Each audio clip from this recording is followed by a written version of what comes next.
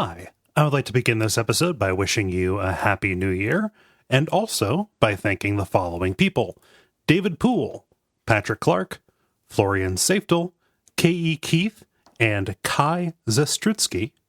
All of these people have gone to patreon.com/Duckfeed.tv and kicked us a couple of bucks a month. It really does help us out. Thank you to them, and thank you to you if you consider going. Once again, that is patreon.com/Duckfeed.tv.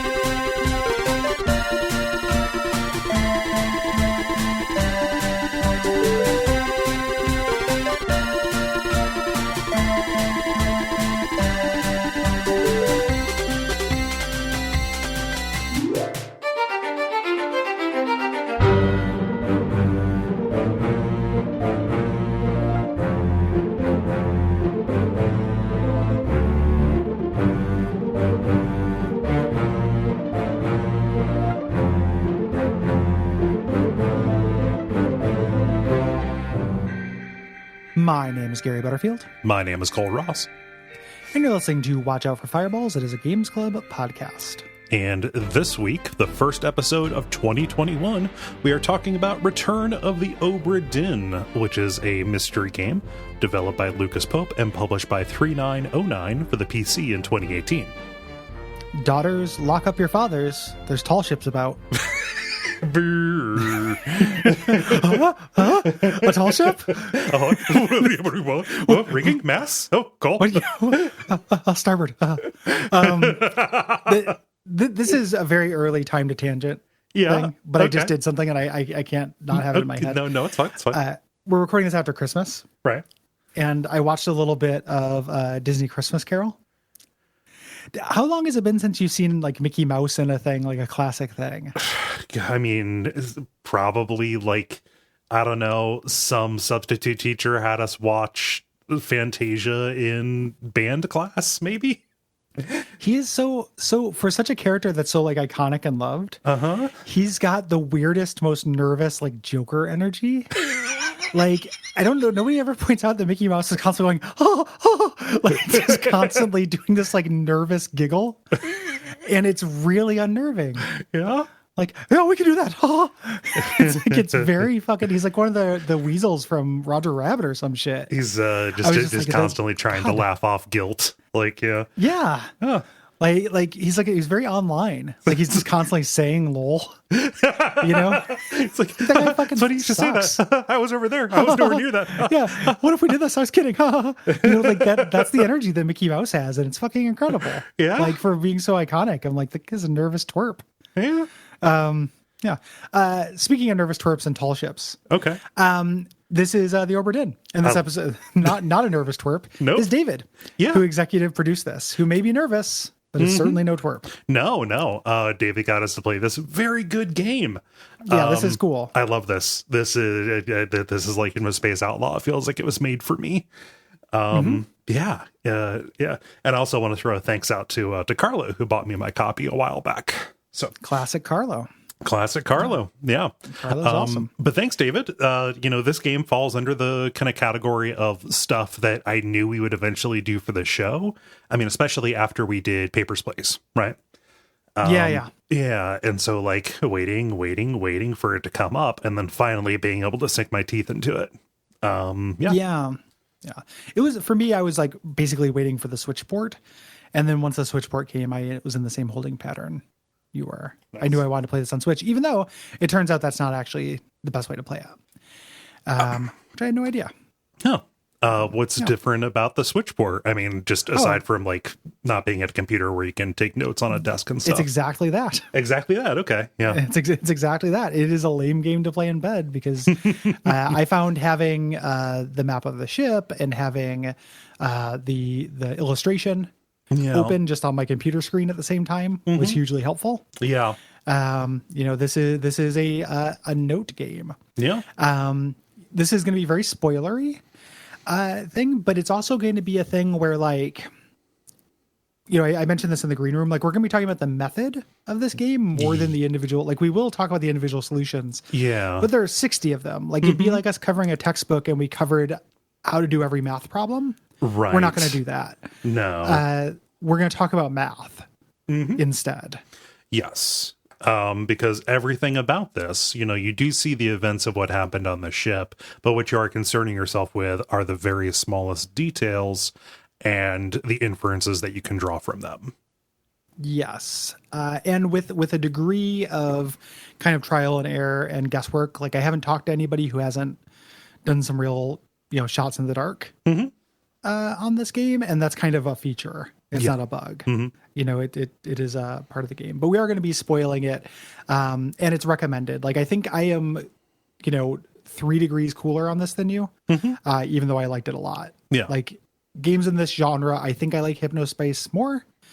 And I think I like Papers, Please more. And the difference is I think both of those games have like kind of more heart and thematic power. Like this feels very thematically neutral while still very cool and fun to play. Yeah.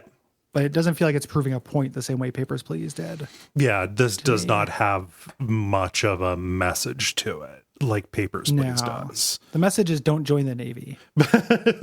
Like, which is a good message. Yeah. Like, don't get me wrong. That shit fucking sucks. But I mean, also don't go on a boat. Yeah, no boat, no tall ships, dads. Yeah. Stay away. Don't let your babies grow up to be orphans. No tall ships. Or don't let them grow up to be orphans or oarmen. Either or men. Okay. But yeah, this is something I really, really liked. And we'll talk about those individual like parts where I think it like absolutely sings as loud as any other game. Yeah. And then parts where it's a little bit like filled with some crankicules. Yeah. No. In this, you play as an insurance investigator, kids, for the East India Company in 1803, and you are sent to determine the fates that befell the sailors and passengers aboard the Obra Dinn, a ghost ship that returned to a harbor empty. In case you don't know what a ghost ship is, it just means it came back empty. Yes. For the longest time, I thought a ghost ship had to have ghosts on it. Thought it had to be a like a Scooby-Doo thing. It, you know, emerges in the fog, has some rubber skeletons on it. No, it's like an actual thing. Like the tides, like, you know, bring it to shore, and it's empty. Yeah. It's real. It's like the thing that has happened, and will probably continue to happen. Well, I mean, as long as there's water. Yeah. Which, you know, we got a couple years left. So as this insurance investigator, you're not just walking around with your noggin. You have a couple of toys with you. First off, you have this catalog. Where you go and you input the solutions to the puzzles. This is where you have to document every single person's fate on the ship, including their identity, the way they died, and who or what killed them, if applicable. And if they died. Yes. So not everybody dies. This is not just murder. It's fate very specifically. Yes. And then the most important tool you have for this, and kind of the core mechanic of the game really, is a magical pocket watch. Much like a Robert Rodriguez children's film, this is about somebody who gets a magical pocket watch in the mail. Why is Robert Rodriguez stuff so in the zeitgeist right now? I don't know. Because everybody's going Shark Boy and Lava Girl crazy. Yeah. I don't know. I don't know if that's just an editorial decision that Polygon made, but yeah, I don't know. It's just you're seeing it, and I don't know why. I also don't know why. And also, that's like one of the first kids movies that came out after I was too young for, after I was too old for it. So all of a sudden, people who are younger than me are having nostalgia for things that I don't care about. It's a very special feeling when you first see the first like kid commercial for a movie that's like, you're just like, this looks lame. Yeah. You know, the stuff I liked was not lame. Yeah. So this magical pocket watch, what this allows you to do is when you find a corpse, you can use this pocket watch to go get a little audio play of the moments before their death, see a still frame of the moments between their death, and then also within that scene, where you're walking around the still frame, you can find other corpses, people who are already dead, and go further back. Yes. So it is like, corpses within corpses within corpses. Yeah. It's like a turducken. Which is just corpses within corpses. I thought I would make a joke out of that, but then I just... Yeah. A cordon bleu, the ultimate corpse within a corpse. Is it a Chief Wellington? I don't know. Something like that. Yeah. Like, I'm the chief of the boat. Look at me. I'm the captain. Yeah. I've got no idea. But yeah, you can go into these layers. Oftentimes you are seeing things in reverse chronological order. Everything is done out of order in this. Yes. And I love exploring these dioramas. Everything. Incredible. Everything is, like there's no animation, like you're not seeing individual people like moving or stuff. Everything is conveyed in the pose, in the props, and in the set, and even the facial expressions and stuff. And this is primarily, a major part of what you're going to be paying attention to in order to deduce these identities. Yes. Yeah. So it's important to note all of these. You can revisit them, and you are there for the length of a song. They play a song for you. I do wish that you could leave early. Like there are some of them that are simpler. Yes. And I do wish that I could just click on somebody and go to their death. Yeah. Specifically, you're there for the length of the song the first time that you go to them. Yes. And then it'll flash when you revisit them. You just, you can just walk around. Yeah. I also wish it was easier to revisit particular memories. I wish I didn't have to walk to physically where the body was. I wish there was just a shortcut from within the catalog, especially as you were like tracking down somebody's fate chronologically. I wish that very hard. Yes. It's a very conscious decision by Lucas Pope not to do that. He originally had a version of that, but he did not like the idea of traveling through time through a menu. He said it felt too gamey. Yeah. I would not have cared. Yep. I would have much preferred that because, this is a thing where like, this is getting ahead a little bit, but this is a game of fits and starts, or at least it was for me. Whereas like periods of being a little blocked and kind of like looking at my notes, and then periods of having one breakthrough that cascaded to other breakthroughs. Yeah. And having that excitement of checking those like further dependent breakthroughs, having the friction of me like remembering where that corpse was and finding them on my map and stuff was a little bit of a bummer. Yeah. Eventually you get familiar and you can say like, oh, I want to go to this scene. I know it's this guy on these stairs, or I know it's this thing that's hanging outside the window, stuff like that. But that's not until much later. After you have already dealt with a lot of that friction. And even then I wouldn't want to, I'm not really getting anything out of walking. Yeah. So again, I'm not trying to nitpick. It's just like it would have been cool. It's a thing that I found myself wishing for several times, especially because, after you discover all of the bodies, what you are left with is this massive logic puzzle, right? Some people call this like a Sudoku. I liken it more to Picross because like intuition and guesswork factors more into it. And you are making guesses based on like the overall appearance of things. But like navigating that, I would like to have seen that logic grid laid bare more than it actually is. And being, needing to walk around to it was a bit of a stumbling point for me. Yeah. And just to real basics, because there will be people who use this as like a service episode who are never going to play this. When we say a Sudoku or a Picross or a logic puzzle, we see, we don't know his name. We don't know how he died. We see him die. So we can be like, okay, he was killed. Who is he? Well, we have a list of people in the crew, a crew roster, which is in our book that's incredibly useful. Yeah. And this says names, positions, and nationalities. So when we're looking at them in the memory, we might say, okay, this guy spoke with an English accent. He's dressed like a steward. Like this other guy who I know is a steward. So he's probably a steward. That narrows it down. 2 of my stewards are already identified. This is probably this guy. Yes. So that's what we mean by, using that kind of minesweeper, Sudoku, Picross logic. Yeah. A lot of this is a process of elimination, and it is accomplished by kind of subdividing the entire crew up into, these different categories, nationalities, positions, stuff like that. Yeah. In addition to the roster, you also have a diagram of the ship, which not only tells you, where you are, and it will show you like your position in relation to the corpse that you're looking for. But it's like a blueprint, so it'll show like this bunk is where the seamen slept. This bunk is where the midshipmen slept. This is the carpenter's office, etc. And you can use those positions at certain points, like when people are working or when people are sleeping, to put them into a role if you're not able to discern it. Additionally, like people of particular nationalities who speak a particular language tend to bunk together and spend more time together. Like prison. Yeah, I mean, kind of, or just like, I don't know. I would tend to hang around with people whose language I understand. That's weird flex, but okay. Coming out strong for anti-diversity for 2021, but it's okay. It's a new look I'm trying out. Yeah. No, but you can just tell that, like, oh, all of these guys over here are playing cards. One, I saw one of them speaking Russian in another scene. It's probably a fair bet to say that, like, this is, these guys are the Russians and they're playing cards where they sleep. So this must be their bunk, stuff like that. Yeah. And again, I'm just getting my nitpicks out because I really like this game. Mm-hmm. When I started doing bunk stuff was my nadir of this. Oh, wow. I found that frustrating. I didn't feel clever for finding it, and it felt like the game was just kind of telling me.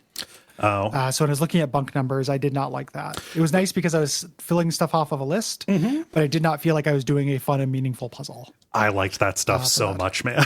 Like, really? That's when I started like going up to my whiteboard and like writing down the numbers and like sectioning them off and having like the names on cards and moving them around from place to place. This is this is who is here.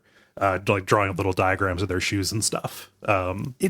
That's when it became the most like just like a Sudoku, and that could be like the difference that we have. But that to me, like I was way into like the way this kind of gives you information. There's multiple ways to do it, and there's like for me, and I'm not speaking objectively. I'm just saying, for my experience in my brain, there was a continuum of how satisfying and how clever that made me feel. Yeah. And the most clever I felt was when it was like, this dude mentioned a brother who has two, or this lady's name is Miss. Yeah. So that must mean she's married. And then looking at the scene and seeing a wedding ring. Yeah. That was really cool. Just like the fact that they gave everybody a bunk scene where they're just numbered felt a little bit like we have to come up with 60 ways for people to be identified. 60 is a big ass number. Yeah. Like sometimes they just have to be numbered. For me, I felt exceptionally clever because you look at those early memories and it says like, 24 other people were present. And it's like, okay, but it's useless because I can't see their faces. They're obviously in the bunks. But then I noticed the tags, then I noticed the shoes, then I noticed some of the personal effects like the weapons and stuff. I felt very clever for noticing that what seemed like noise was actually very meaningful information that unlocked a huge swath of identities for me. It does give you a really big chunk. Yes. So in terms of usefulness of advancing, your progress, it's like really, really huge. Yeah. I think that, like, again, not nitpick because I like this game, but I wish that there was a different way that they had done that. And I don't know how you would have done that. Like, rather than just having numbers. There are certain crewmen who are just more consequential. And like, it's not even just by their rank. Like, there's a crewman named Brennan, who's one of the first people that you see die. And because of the way the game is structured, it means he's one of the people who survives the longest. Like, you end up noticing him in a bunch of different scenes because he's just more active. But even beyond that, like, when you start noticing that, like, officers tend to be involved in more stuff, and are often like called out by name and stuff like that. Just there are kind of rank and file people who suffer kind of anonymous and let's say ignominious deaths, like in the unfortunate struggle of what happens here. And if there is, one message that I took away from this because of the way that this game ends, one of the things that you get is the insurance assessment is just how expendable and how cheap these people's lives are compared to the cargo they were carrying in the ship. The payout was like 25 pounds versus somebody murders like 6 people and their estate gets fined 75 pounds. Yeah. That kind of thing. Is it a big bummer? So like that is a consequence of kind of the sort that is happening here. At least it was for me as I looked at it. I'm sure that there is like a psychographic in terms of ways people learn that is at work here. Like, like different brainedness. Like that's not a word, but hopefully that makes sense. Where like, it is very, like word puzzles to me make tons of sense. Yeah. Like, oh, this is a, fathers and, brothers and sisters have I none, but that man's father is my father's son. Like that kind of thing works for me really well. Whereas things that are more, just kind of like pure logic without relation or kind of story to it. Like the thing that ended up making me unlock these things was figuring out the story of these people. Yeah. And I had to have kind of the story, not just like, oh, I know X and Y. I couldn't just do like guess who about him. Like I always needed a little bit more than guess who. And I think that's just how, like, I don't think I'm a dumb person, but I think that my, I have a certain kind of puzzle that I am more suited to. Yeah, different information types. What I admired about this and what kind of made this a little bit more, kind of a smorgasbord for me, and just the way that I approach those stuff is it was a really good mix of those kind of relational, the story based identity.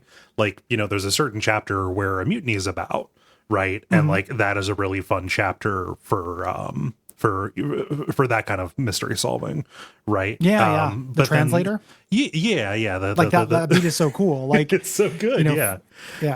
But like it's a good mixture of that. It's a good mixture of the raw kind of like logic grid kind of stuff, and then also like these leaps of intuition. I talk about this a lot in the Disco Elysium episode, and other times when we talk about like pure mystery kind of games where a game that can activate intuition like that is really valuable and rare.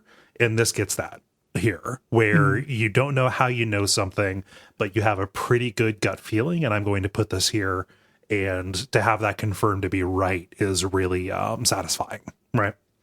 Yeah. And sometimes it is intuition, sometimes it is a guess, and there's a beautifulness in that you don't really know. Like there is a confirmation bias that will come when you're guessing between 3 different possibilities and get it right. Yeah. Not you specifically, but I mean in terms of the game. But the feeling is valuable no matter what. Yeah.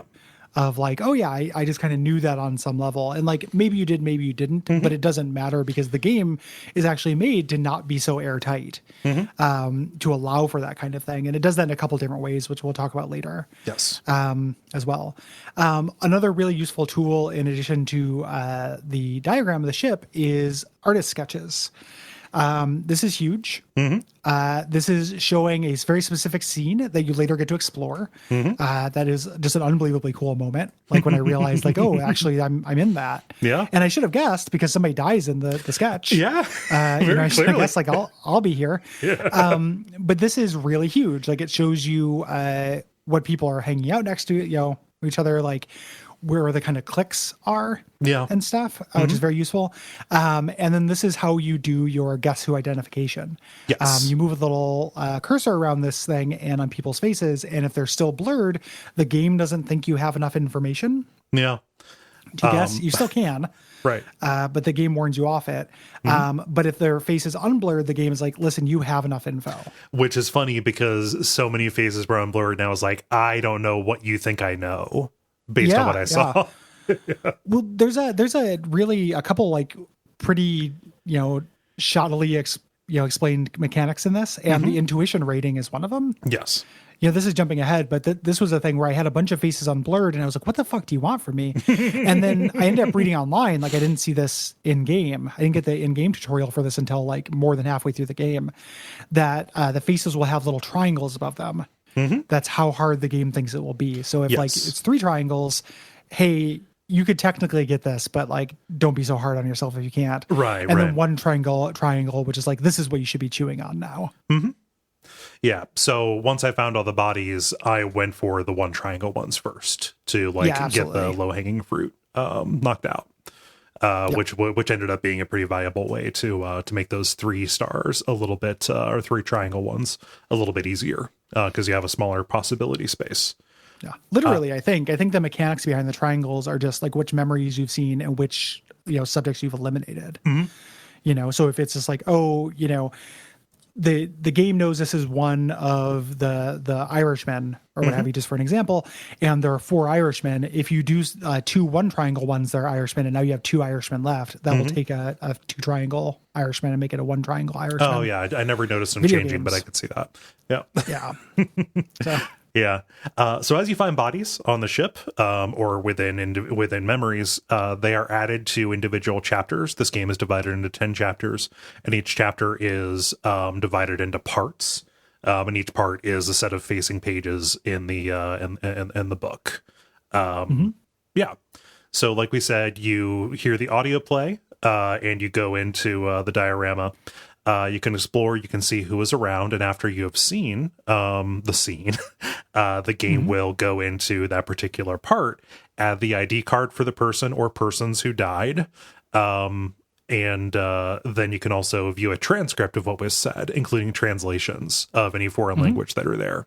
You can see where the corpse is found on a map, and you can also see a view of who was at the scene, who was also present.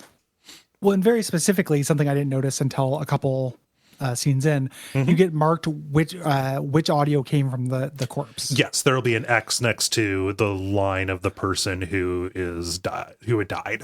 Yes, and that seems like it'd be obvious because it's like you see somebody stabbed, and the dialogue is like, I've been stabbed," but a lot of bad things happen on the ship. So in many scenes, there are many people being stabbed. Yes. They could have been stabbed or shot or hurt in one memory and not died until, 3 later. Right. Yeah. And noticing that is actually really important because seeing who inflicted the wound is necessary for getting their fate pinned. Yeah. Yeah. It's not just that somebody got murdered and how, it's who as well. So when you are in a corpse memory, and there is another dead person in that memory, your pocket watch will shake. This again, while I'm nitpicking just a little bit, I think that this is a little clumsy, where you click it, go to it, and then teleport back to you were, and then walk to it. Yeah. Like you have to go to it twice, and it's very strange to me. One time you just have to walk to a glowing thing, and the other time you follow a ghost that takes like a circuitous route. Yeah. Wishbone, or like it's like one of those kind of things. I don't know what is informing the route that the thing takes. I whimsy. Got this. It's pure whimsy. Like it does all these loop-de-loops and shit. It's fucking it's playing Nights into Dreams. It's really frustrating. Yeah. Like I just really wanted it to go as the crow flew, because it's like, again, I didn't want this friction. I was on an intuitive I was on a deductive tear. Yeah. Like give me to the next thing. I want to know what happened before this. Yeah. Don't let me fucking watch you do sick ollies off the fucking mast. Dad, look, I'm gonna dive. Dad, I can do a flip. Like, Dad, I'm on a tall ship. It's everything you wanted. Yeah, no, like the end result was, by the end of this, I had a very internalized kind of just map of the ship and the layouts and the bodies and stuff, just by the miles that I put in going back and forth across this thing.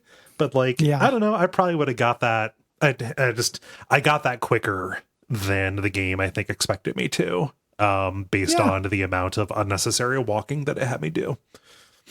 It's just very strange to me that you do it twice. Yes. When you go there, then you go into that memory again, and you can go through, again, many nests. So that person could have corpses in their memory, etc. Yes.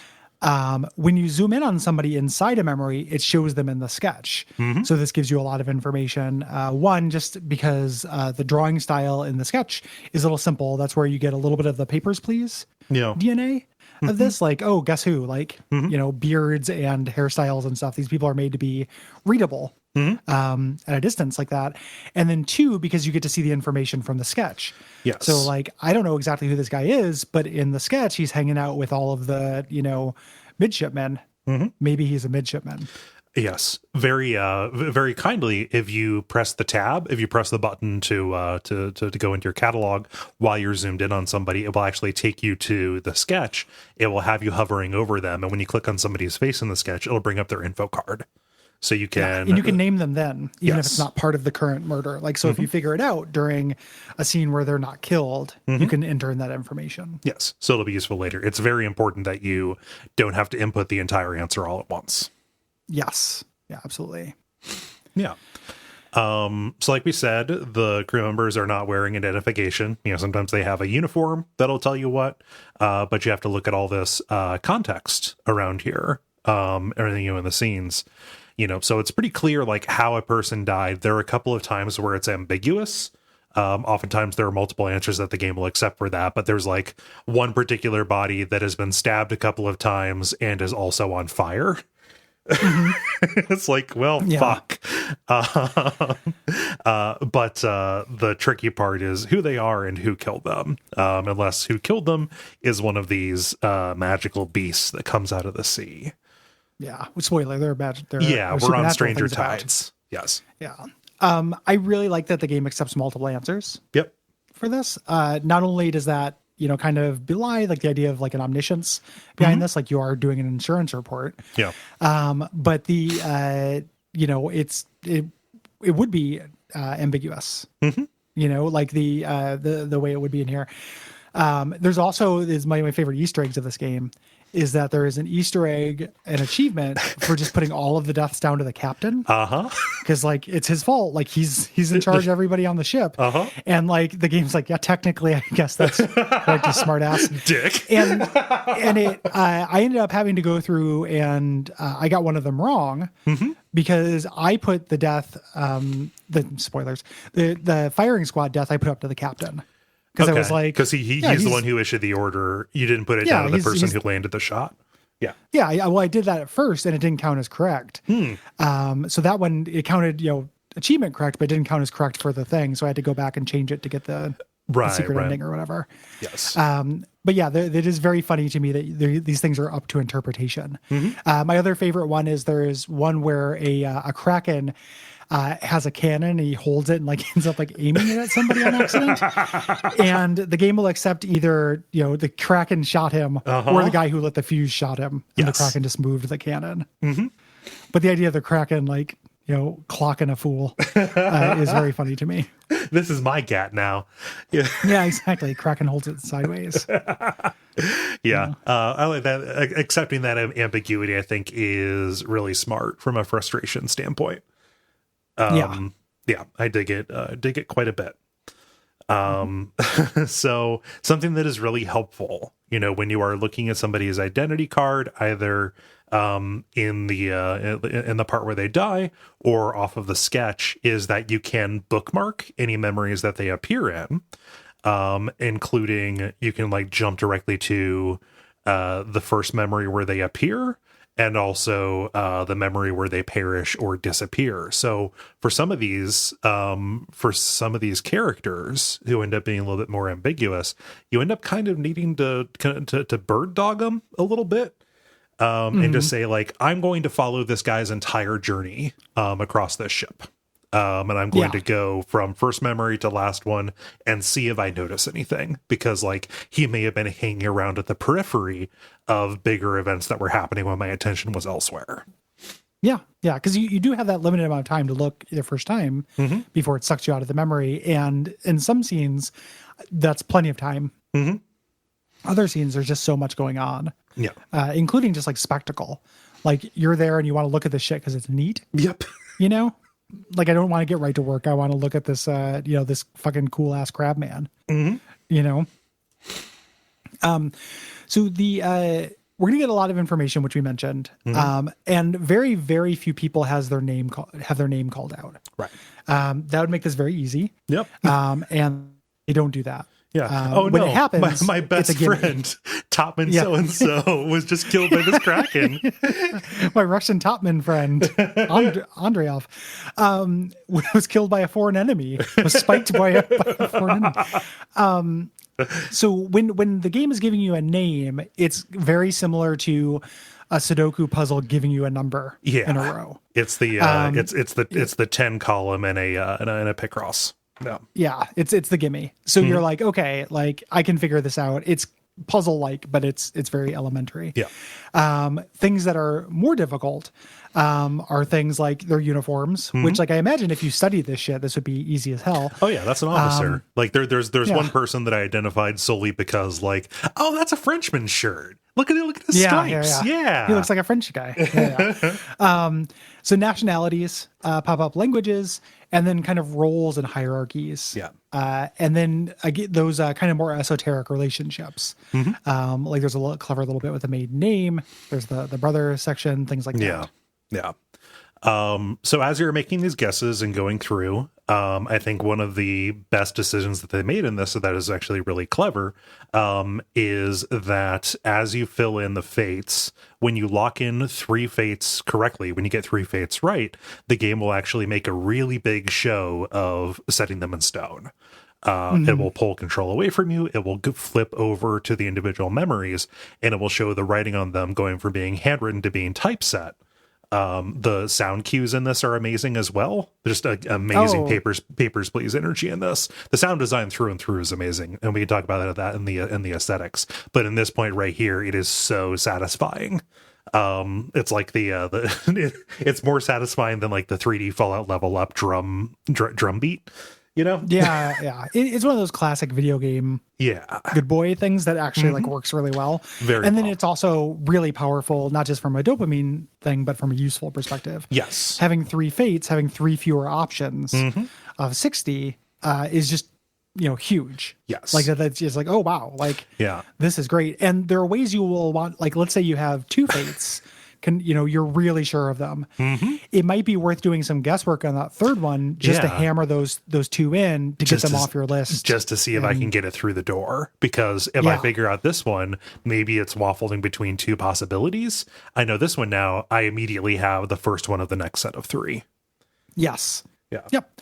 That is a really good feeling. It's funny that the set of 3 thing is so useful for leaps of faith like that, because people, when they write about this, and also Lucas Pope himself will say, oh yeah, this is an attempt to get you to stop you from brute forcing it. And it's like, well, it's like the perfect balance for that. Yeah, it is. Like if you had to have them all in before it would set them in stone, it would be an unplayable garbage fire. Yep. It'd be so frustrating. This is exactly the right amount of give. Like this is still a game, like it has some simulation-y bits to it, like in that you're doing logic things with people who, died and figuring out like facts about them, but still a video game. So there has to be some kind of allowance. Like who is writing these in stone? Who's telling you good job? Just, the game master. Like it is a game, and accepting that like, this is a nifty kind of conceit that is being gamified and recognizing like, no, this is a game, is what that speaks to, I think. Yes. To me, in real life, you'd have no oversight. In a worse game, it would you confirm after 1. Yes. The game, however, is instead afoot. Yeah. I love the kind of the way that the pace of the game changes over the course of it. And it's weird. And it's weird in this kind of rare way where, you spend the entire first portion of the game just seeing kind of the bits and pieces of the story to understand like exactly what kind of disaster hit. And your task is like to find all of the bodies. And sometimes like the body is just, a leg bone that's over here somewhere. Sure, an individual leg. Yeah. Just miscellaneous leg over in a corner, something like that. And you're just kind of like letting the broad strokes of this wash over you before you get into like the part where you're plucking the low-hanging fruit, right? The do you want to form a 2-man Strokes cover band where the differences were fat guys and we're called the Broad Strokes? Sure, why not? I only know the one song. Yeah, they do too. And that's not actually true. I just thought that sounded catty. So you do spend a lot of time. Like the first time you open the book is overwhelming as fuck. Yes. Like I cannot do this. So as you are super overwhelmed, you instinctively reach for the really easy stuff. Yes. Which are officers. It's people who are named. Like basically each chapter has one person who's named. It's things that are very, very easy. And then you get to the middle part, which is to me the hardest part of the game. Which is when I have all the easy people and now everything is tricky. Yes. Like, no, I'm not sure about anybody. This is also where the bunk stuff happened for me. Yes. But once you get that, as the game continues, it gets easier. Like you start going downhill. The number of possibilities is much smaller. The story of what happened. And then you get the final chapter, which is not difficult at all. Like it's a victory lap, and is very weird because it is portrayed as this huge mystery, but it's kind of a little bit less eventful than I thought. It's answering a question. It's answering a question that, like, you know, is probably pretty valuable for the story, but it is not one that I would have thought to ask. Yeah, I didn't care. Like, it was just like, like, you know, what it did was actually it recharacterized somebody who I thought was a piece of shit, based on the events of this, and made his fate a little bit more tragic for me. Yeah. Well, it also boys at a red herring though, and how cool it sounds. Yes, because it took me a little while to figure out. The game is also very ambiguous. In the story itself. Yeah. So, like, we know there are monsters. We know there are eldritch artifacts. That's it, though. We don't know where they came from. We don't know the exact mechanics of them. Yeah. We have some guesses on this stuff, but you don't know where people got them. We don't know that kind of stuff in this. And I was really expecting with the hidden chapter's name is The Bargain. Yeah. And I was like, oh, okay. Yeah. Like, so somebody sold somebody's soul. Like, like there's a reason why everybody on the ship fucking died from everything. Yeah. You know, like, you know, somebody started the curse. And no, the bargain was just to end a scene that you saw, you know, 4 hours ago. Right. Yeah. You know, I assumed like that they figured it out. No. It's just like, they chased it off. Like, you know. Let's talk about the presentation of this game, because this game is identifiable right away. When you you can look at one frame of this and say, "Oh yeah, that's Return of the Obra Dinn, that one game. I get it." Yeah, yeah. Well, I remember seeing it, seeing trailers for it, and like looking forward to it, like being like, "Oh man, that." Yeah. And then every once in a while, I'd see a screenshot because this game was in development for a long time. Yeah. And I would just be like, "Fuck." That's just like, man, I love it. It just it evokes things like good memories for me, because it is modeled after these black and white 1-bit graphics from really old computers, specifically old Mac games, like say the Mac Venture games. You know, those ones, or like Haunted House, or like any of these kind of like one, you know, or not Haunted House. What's his name? That adventure game, that Sierra adventure game. Like, Harold's House of Scary Spooks. Yeah, it's like Harold's House of Horrors or something like that. Something like that, yeah. But it is neat looking. It's like one of these things that in a screenshot looks like kind of primitive, but still stylistically nice. Yeah. Stylistically nice. And then when you move around it, when you see it like actually as a 3D object you can move around, it just looks incredible. When you see it in a screenshot, it's hard to understand how you would move around in it. And or how it would look in motion. And the answer for how it looks in motion is really good, because a lot of work was done to convey 3D space using all kinds of like dithering and lighting shaders and stuff like that. Like, there's a lot of complicated stuff going on to make this visual style readable and also not cause like eye strain. Yeah, or motion sickness, which was a big problem when they were developing it. Right.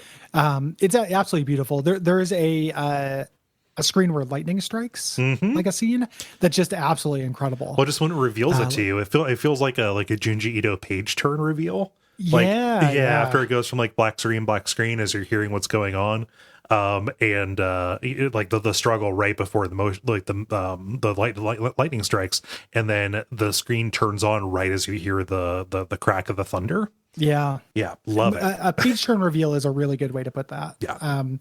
Yeah, so just really, really awesome looking. And you can change it. It doesn't have to be black and white. Yeah, you can make it look like it can be black in any color, basically. You can make it so there's like a Commodore 64, like different kinds of filters for different types of computer. I ended up using the default one. Same. Even though I wasn't nostalgic for it, it was just kind of the first one I saw, and I was like, "Oh, that's what this is." It's a really pleasing, like dark gray and kind of off white that is much less harsh than just the pure black and white, and kind of more readable than some of the blue or green ones you can get. It was fun flipping through them to get a sense of play around, but the default one feels like it was designed to be the most pleasant. Yeah, it's really nice. So the detail is very specific in this. Like you have very detailed faces enough to where you can see like expression, the emotionality, because that might be important. Like I know this person said this in this kind of voice. Yeah. In the audio play, did this person look anguished? Yeah. For example, there's a specific there's a specific diorama where somebody looking guilty and surprised is super important. Yeah. But there's also like a simplicity to it because, this is 1-bit graphics. So like a pixel is on or off. Right. So there is in terms of the scenery and stuff, there is limited detail. And this is so you get all the detail of a face, but if there is a certain sword hanging outside a certain bunk, that's got to pop at least a little bit. Yes. They're like props stick out. Yeah. It's really, really well done. The amount of care that went into this, like there's no part of me that thinks this is like not impeccably fucking made. Yes. And that also extends to the sound, which we talked about a little bit earlier. Sound design is incredibly good. All of the songs are fucking awesome. I've been listening to them nonstop, pretty much. Just as I've been putting the notes and stuff together. Like there are bangers in here, like the handbells. That handbell one is really good. Oh man, but very good melodies and everything conveys the setting, right? And also conveys like some of the gravity of what happens here. But like you can listen to this and tell like, oh yeah, the person who wrote the music for Papers, Please did this. A lot of it feels very similar. And sometimes there's like a whimsy to it as well. Yeah. Like it's not always, super dramatic. Sometimes it's a little goofy. And that's, feels really good as well. Yeah.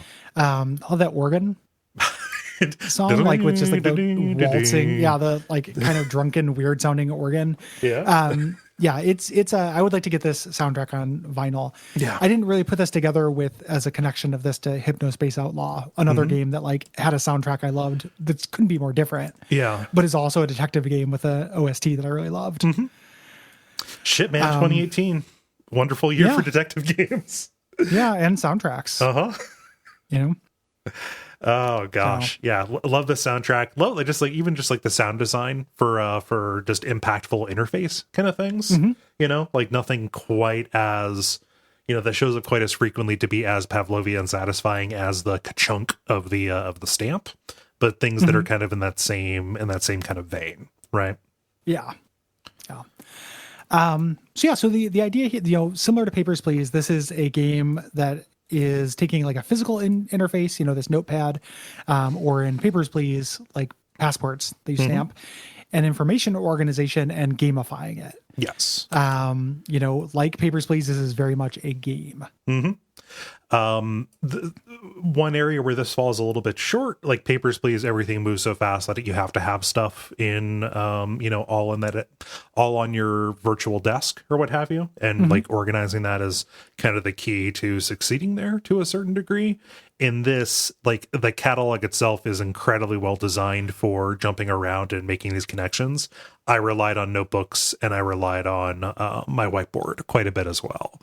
I found myself like reaching out of the game to be because the affordances that were allowed there didn't necessarily like there were like individual parts in the chapters, like along the fates, didn't have a place for like player notes, right? For you to put it in there. I would have loved that, but I could see how that would get in the way on like a console port. I was very surprised that there wasn't something like that, even if it was like modular, like it wouldn't just be like things you wrote, but you could be, have like almost like some things you wrote and they're like Mad Libs. Soapstone messages or something you could do to make notes. Like there felt like there was a way to do a console version of the notes. Because of how much of this lives outside, like this is, I can't imagine playing this without outside reference and physical notes. If you can do that, you're a better man than I am. You can hold a lot more in your head than I can. Yeah, absolutely. Like that felt mandatory to me. And so, just again, contrasting with Papers, Please, even though, that's not directly what we're doing, the pace of this is so slow. Yes. There's no urgency at any point in this game. There's one false move, I think, where it gives you a sense of urgency that is fake. Yep. And I hate it. I think they should not have done that by any means. No. It's like a real frustrating move. Nothing that happens here should happen under duress. Yep. It's starting to rain is fine to kind of signify something, but just a storm is coming is scary and dumb. Yeah, because like I don't know. I've seen what happens when a storm hits this ship. Yeah, it's not good. Like this is not a good ship, my dude. No. But you take your time. So it's such a different feeling from Papers, Please. Yeah. Like I'm so impressed by being able to get those two different like sides of paperwork. Yep. You know, like the entire spectrum of paperwork has been cataloged in games by Lucas Pope. I'm here for it. 100%. Yeah, it's really, really neat. Yeah. Oh, geez. Let's talk about the development here. So Lucas Pope just kind of had this idea that he wanted to use these 1-bit monochrome graphics. He had this, kind of past in Macintosh games, loved them as a kid, loved the way that they looked, and wanted to try and make a game where you navigated a 3D world using these 1-bit graphics. As I mentioned, this early test made people sick, motion sick from this. So they had to kind of do this motion blur. Yeah. That was added. I did not get motion sick during this. I didn't either. That worked. Yeah. And originally the idea for this was going to be similar to Ghost Trick, where the player dies repeatedly and you need to suss out what happens by going back in time 1 minute. Also, whatever that PS2 adventure game where you're solving your own death is, like, I'm glad they didn't go with that route, because it's a little bit, it's not like there are millions of games where you solve your own death, but it's just been done, like just the murdered soul suspect. Just like, hey, excuse me, I'm here. Yeah. Don't forget about me. Yeah. No, just that would have been like other stuff, and this is not like other stuff. These these stills and solving these puzzles at this kind of level of detail. That would have been, like he scrapped that because it was complicated specifically to show movement in 3D. And he got the idea, like, as he was trying to deal with this, like, well, why don't we just have everything be still, and then we just pack as much drama as we can into the poses, and that kind of unlocked it for him. So he originally had a demo of this. It was small for GDC, and there were 6 fates in it that players could solve, and people liked it. Yeah. So he's like, okay, I'm going to run with this. And he expanded it into making this huge spreadsheet of the different fates, doing dialogue, hiring voice actors, and expanding it. Yeah. There are interesting like interviews with him where he talks about like, you come up with 60 ways for people to die. There is this game. We didn't really talk about this, but I think this game is very funny. Like it is tragic and stuff, but boy, like the relentless grimness of it is very funny. There's like a certain slapstick to the unlikeliness of a lot of the deaths. The cook. Yeah. Like there's a lot of these that are like legitimately super funny. Like any ship where 60 people died of all different things would be funny. Yeah. In a way, there's an artificiality to it that is like really good. It's not like the ship just sank. It's not the Titanic. It's a series of individual tragedies. Just a parade of awfulness. Yeah. Very funny. And, as he was talking about that, he's also given a lot of, he's talked about the amount of research that went in to making this accurate and, trying not to have anachronisms. Like this is the kind of ship that would have sailed in 1803, or I guess it wouldn't have been in 1803. It would have disembarked in 1798 because you find it 5 years later. But he went and did a lot of research into the manner of dress. One thing when we talk about how many fates you're trying to solve, this kind of ship would have been bigger and had more complicated rigging, and would have had a crew of about like 150 people. Yeah, there could be an advanced mode. An advanced, super accurate mode. Yeah. He scaled things down to make it more manageable, and I think that was a good move. Absolutely a good move. Because 60 deaths. This took me 12 hours, which is like a very good length for a game. Yeah. Yep. And it's one of those things too where your mileage will totally vary. Yes. There isn't like a set length for this. No. I went to the speed run for this is really like tons of menu optimization. Yeah. Like that would be actually kind of fun to watch. So when he added more fates to the game, the non-chronological presentation confused people a lot. Yeah. So what he did was he split the game into chapters and added the catalog adding the book. So it's like, yes, it's non-chronological, but there are 10 events, like 10 basic like tableaus of the ship's history. Yeah. And everything is fixed when you look in the catalog. You know, the chapters and the parts are listed in chronological order. Some stuff happens roughly concurrently, but, you know, that's easy to suss out. Yep. One thing I love about the development of this was that this took a long time to make. He anticipated taking a year. It took a lot longer than that. And the reason why he was fine with that was because like Papers, Please was still making money. Yeah. And I love him having that creative freedom. Like you do something as neat as Papers, Please, like you should have some time to make your next thing. Yeah. And this is exactly what you want, is someone to take their time to make something like super, super fucking neat. You know? Yeah. You don't read a lot of like compromise in what was built here, aside from the compromises that like made it into the game that it is, having everything be still and whatnot, right? Like there are places where like time and money would have like added flair and flourish to it, but like I don't know, to what end? Like everything is expressed in a really strong vision, and there's not like a lot of places where like you can say, oh, here's a shortcoming that would have been solved with more time or more money. Yeah. Whenever this kind of thing happens, when somebody makes something like this, I feel like a weird emotion. Like I almost feel like proud for them. Yeah. It's like this very sweet feeling, like, good job, Lucas Pope. You know, like, man, you know, do the thing that you want to do and make something really neat in the world. Yeah. And you know, feel your reward for doing the previous neat thing you did. Yeah. And hopefully, you know? I mean, this game was received really well. Hopefully this gets far enough where he is now working on something that will be as cool and inspired as this. Yeah. I love that he's not just doing the same thing. You know, I don't really want Obra Dinn 2. No, I want to come up with some new thing that I didn't think about gamifying before. Yeah. So it was released on PC at first, then console versions were released afterwards, which are all, you know, the Switch version I was talking about earlier, it runs just fine. Yeah. It's just that you have to take notes. So I think PC is probably the best way to play this. Yeah. Personally. Yeah. I was happy to be at a desk and at my office where all of my note-taking stuff was anyway. Yeah. This game is fun work. Very fun work. So. Yeah.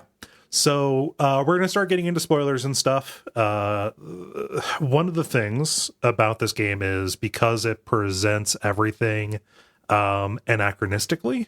You know, it is not, you know, like when you first see this stuff, I think that it's important to capture like what it feels like to go deeper into the ship and find the bodies. But that also doesn't bring a lot of light to it. So we're structuring the episode a little bit differently. First, we're going to talk about like the process of scouring the ship from the main deck down to the cargo deck. And then after we do that, we're going to talk about kind of the story of what happened chronologically and talk about any kind of like noteworthy deductions that kind of happen there. Yeah. And again, we're not covering all of them. Right. Which would be tedious. There are also ones I straight up don't remember. Yeah. You know, you remember like the parts where it's like, oh, this made me feel really clever and cool. Yeah. To figure this out. And we don't remember the ones that are quite as obvious. And just telling you 60 stories of 60 people would be boring. But we are going to kind of talk about that. You know, the feeling of discovering the story of the ship. Yes. And notable occupants. Right. Yeah. And the story of the ship is neat, even if it does end up being really incomplete. Right. Like I'm kind of here for that, but I was expecting something. I think I thought there would be a little bit more of like a, whoa, you know, kind of thing to tie it all together. Yeah, it's definitely not what I expected. So let's get into it.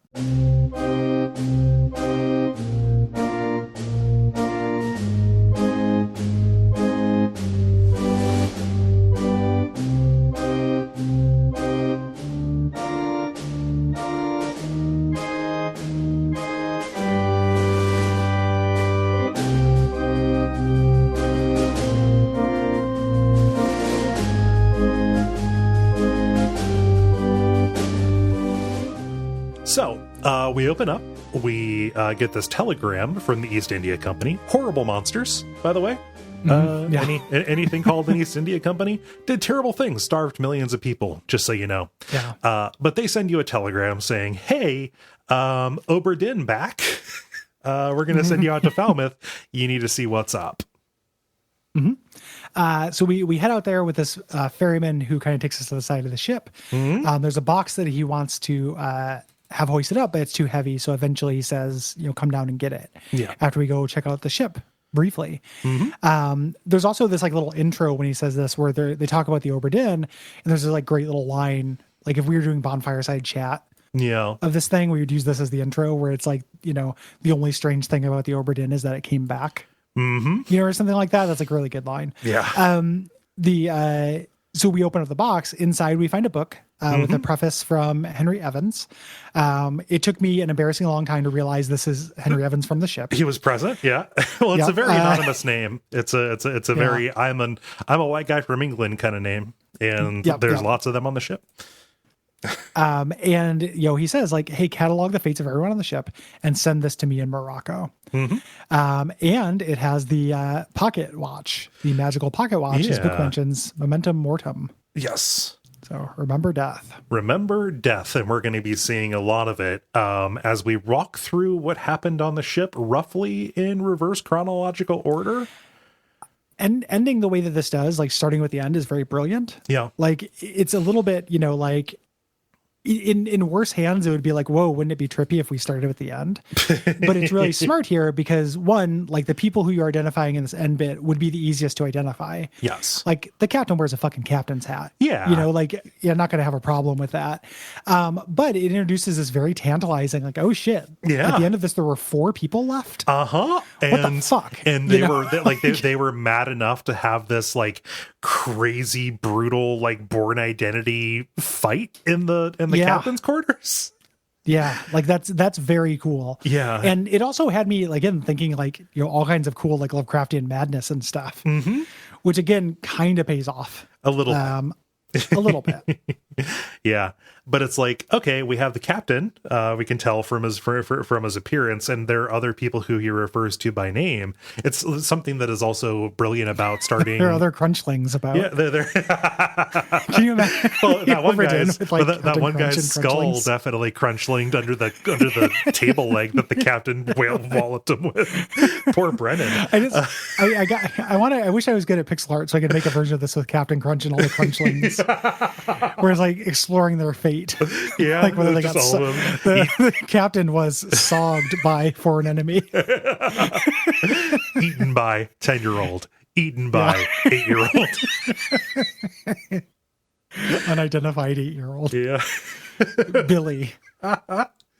What's another thing that's great about doing this in, you know, reverse chronological order is because everybody is dying in every chapter, the cast of characters gets bigger as you go along, and you are not as easily overwhelmed when you only have 4 people alive, right? Yeah, it's really smart. And then when they eventually decide to widen the scope, you know, which they do in this first chapter when we're learning about what happens when they show the or the next chapter when they show, you know, the doom or what have you, and they like when it's like 20 people are present or whatever, it does have that moment of shock to it and that overwhelm that's really important at the beginning of this game because you want to master that overwhelm. That's part of the good feels. Yes.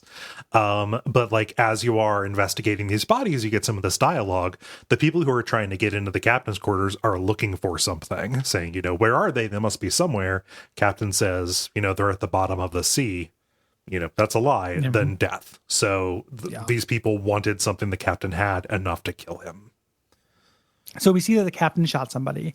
When we go to another memory, the captain says to Abigail, your brother, my friend, I shot him. I'll be with you soon. Forgive me. And this is a huge load-bearing line. Like this is as you know, tasty a hint as the game is ever going to give you. There's somebody named Abigail. The person the captain shot was her brother. And he says he'll be with you soon. He's probably killing himself. Yes. And he is killing himself. We see it. Yes. But this is, you know, this is a little easier version of it, but I love this relational stuff. Yeah. You know, figuring out who her brother was by her maiden name. Yeah. You know, through the thing, what felt very cool to me. And like figuring out, okay, he's my best friend, so obviously probably the first mate. That's like where that intuition comes in.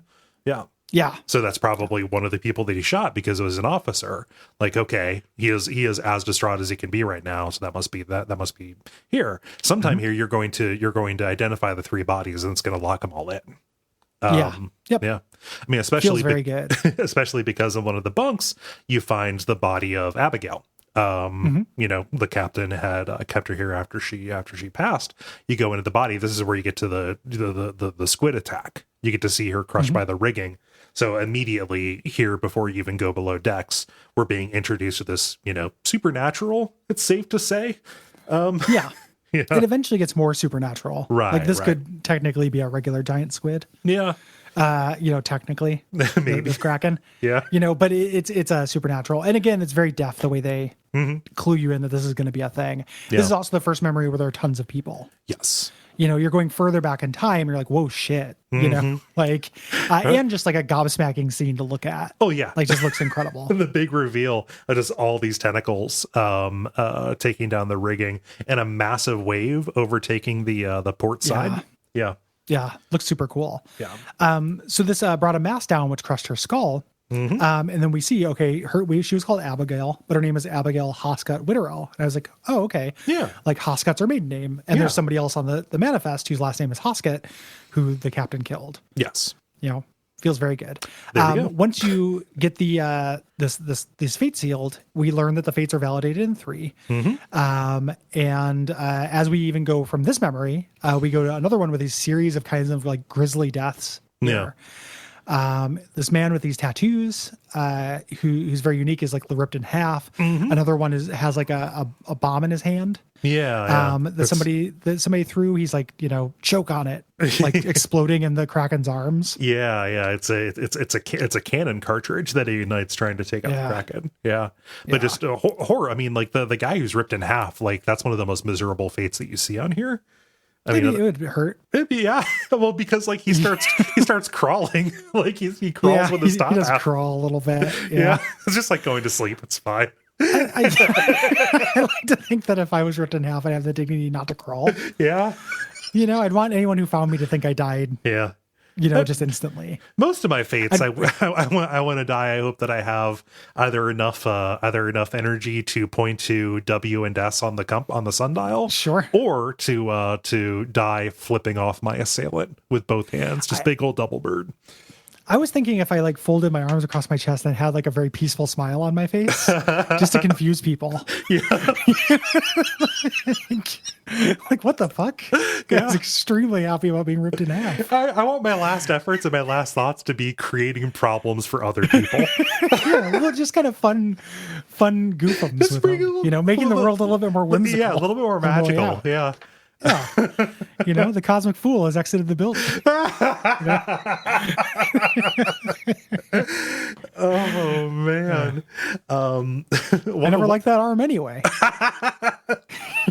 Thank God somebody got rid of it. Yeah.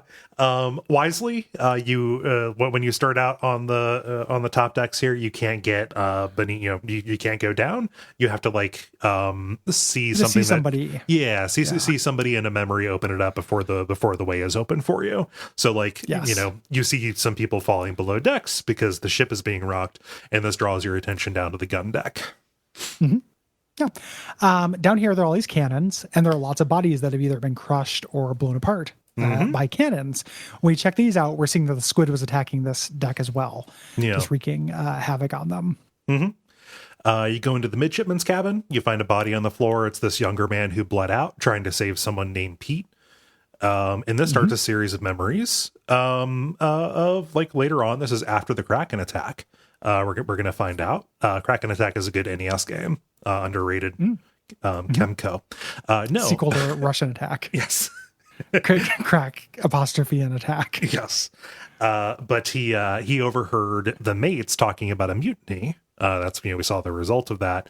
They don't trust the captain's judgment anymore. The Kraken has gone away. But obviously, he should have chosen to have a Kraken attack. I know, right? Yeah.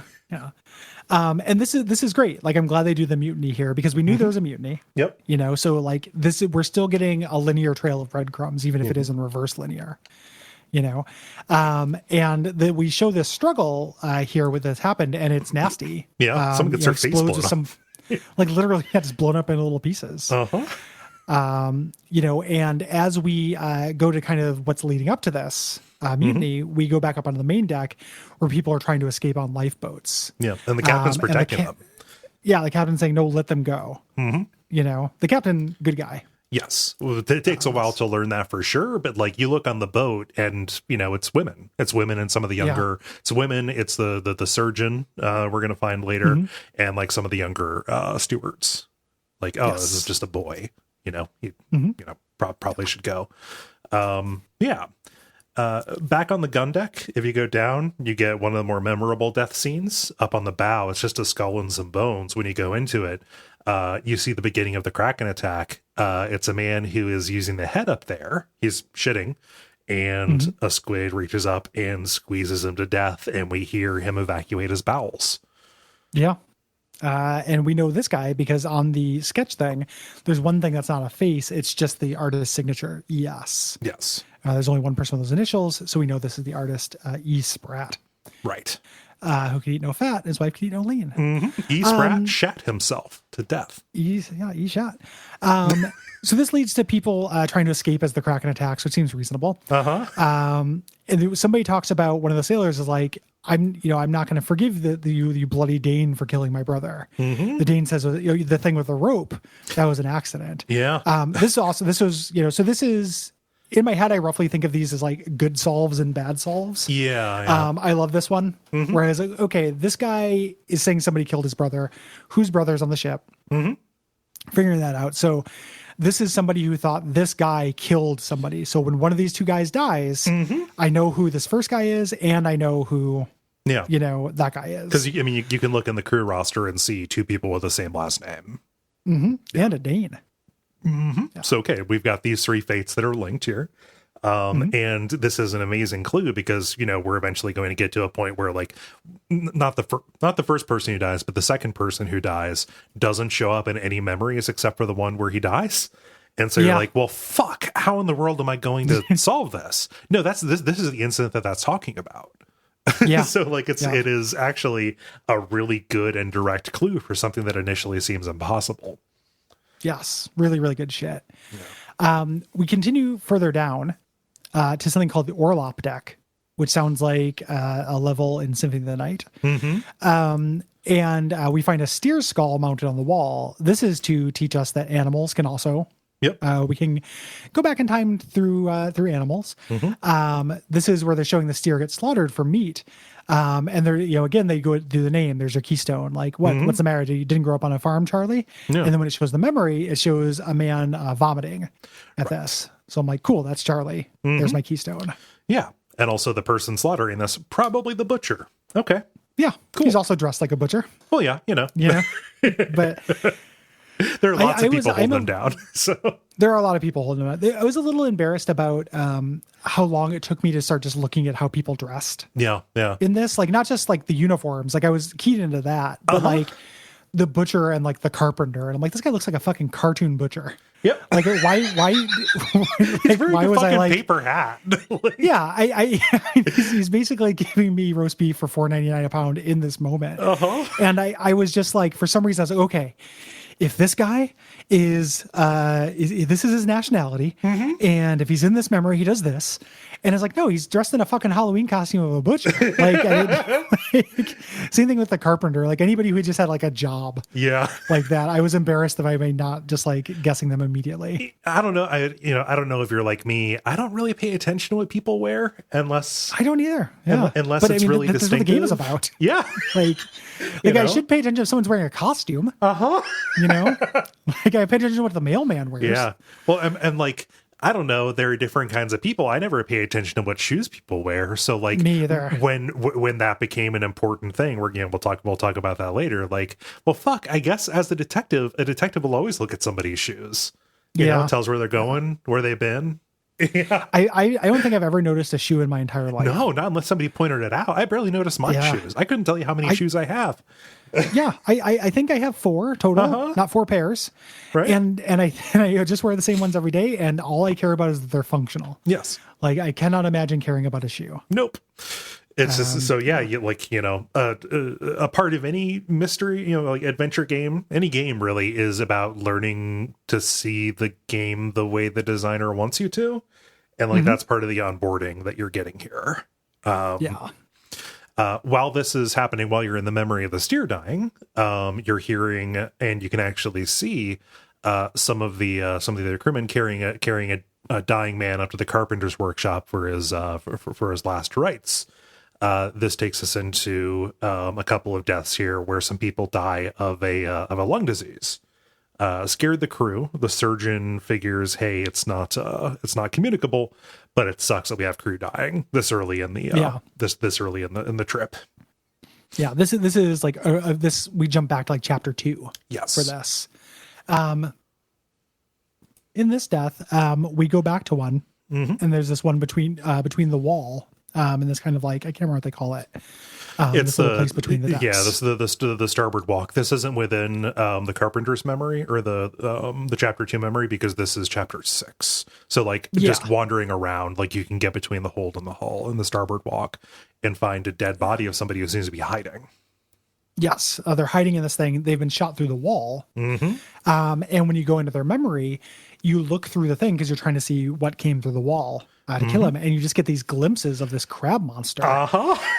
These things are incredible. This is the best monster design in the game, like easy. 100%. These like cloaked figures that ride, like they're kind of like driders. Yeah. It took me a while to like figure out what they were. I thought they were like spider people, but then I realized, the sea doesn't have spiders; it has crabs.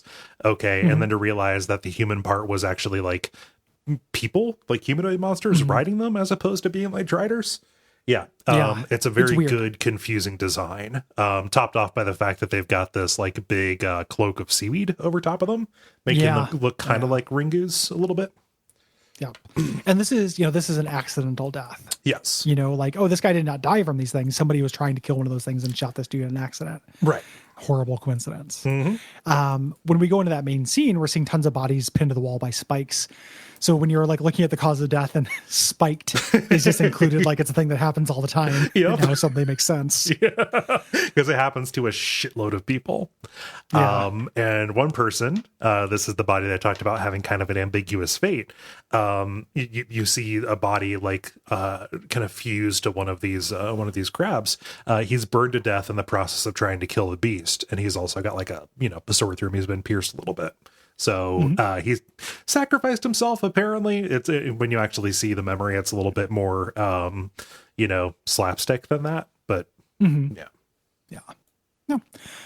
When we take this trail of bodies up to the upper deck where the crabs are invading the upper deck, we get to see that, and then this body that is on this compass here takes us to a memory of a person up in the rigging who gets struck by lightning. Right. And this actually teleports us to standing on the rigging.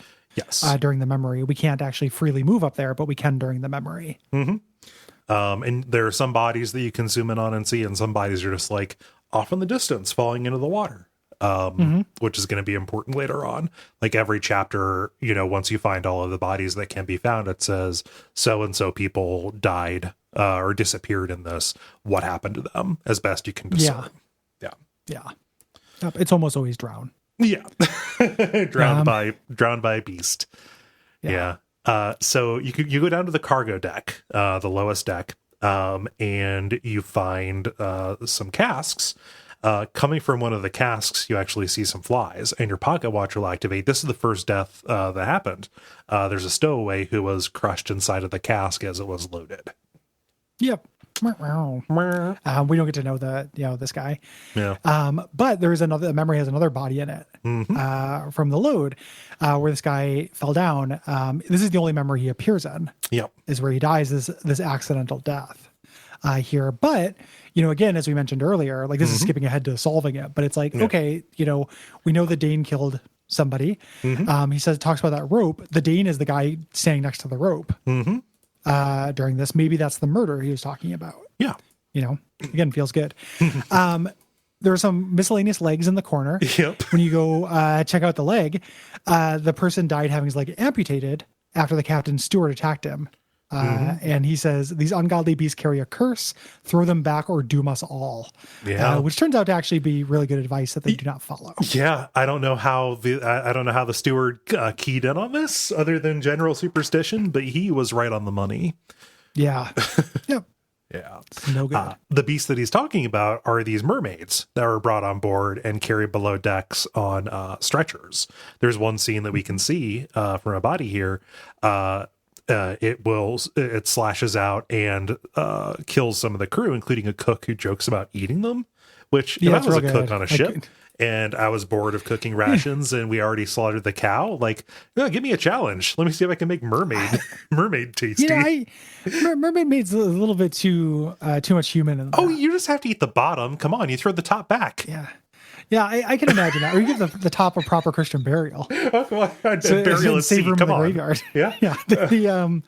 But yeah, just that was my first like big laugh out loud in this, was him being like, just put her in the kitchen. I'll make some.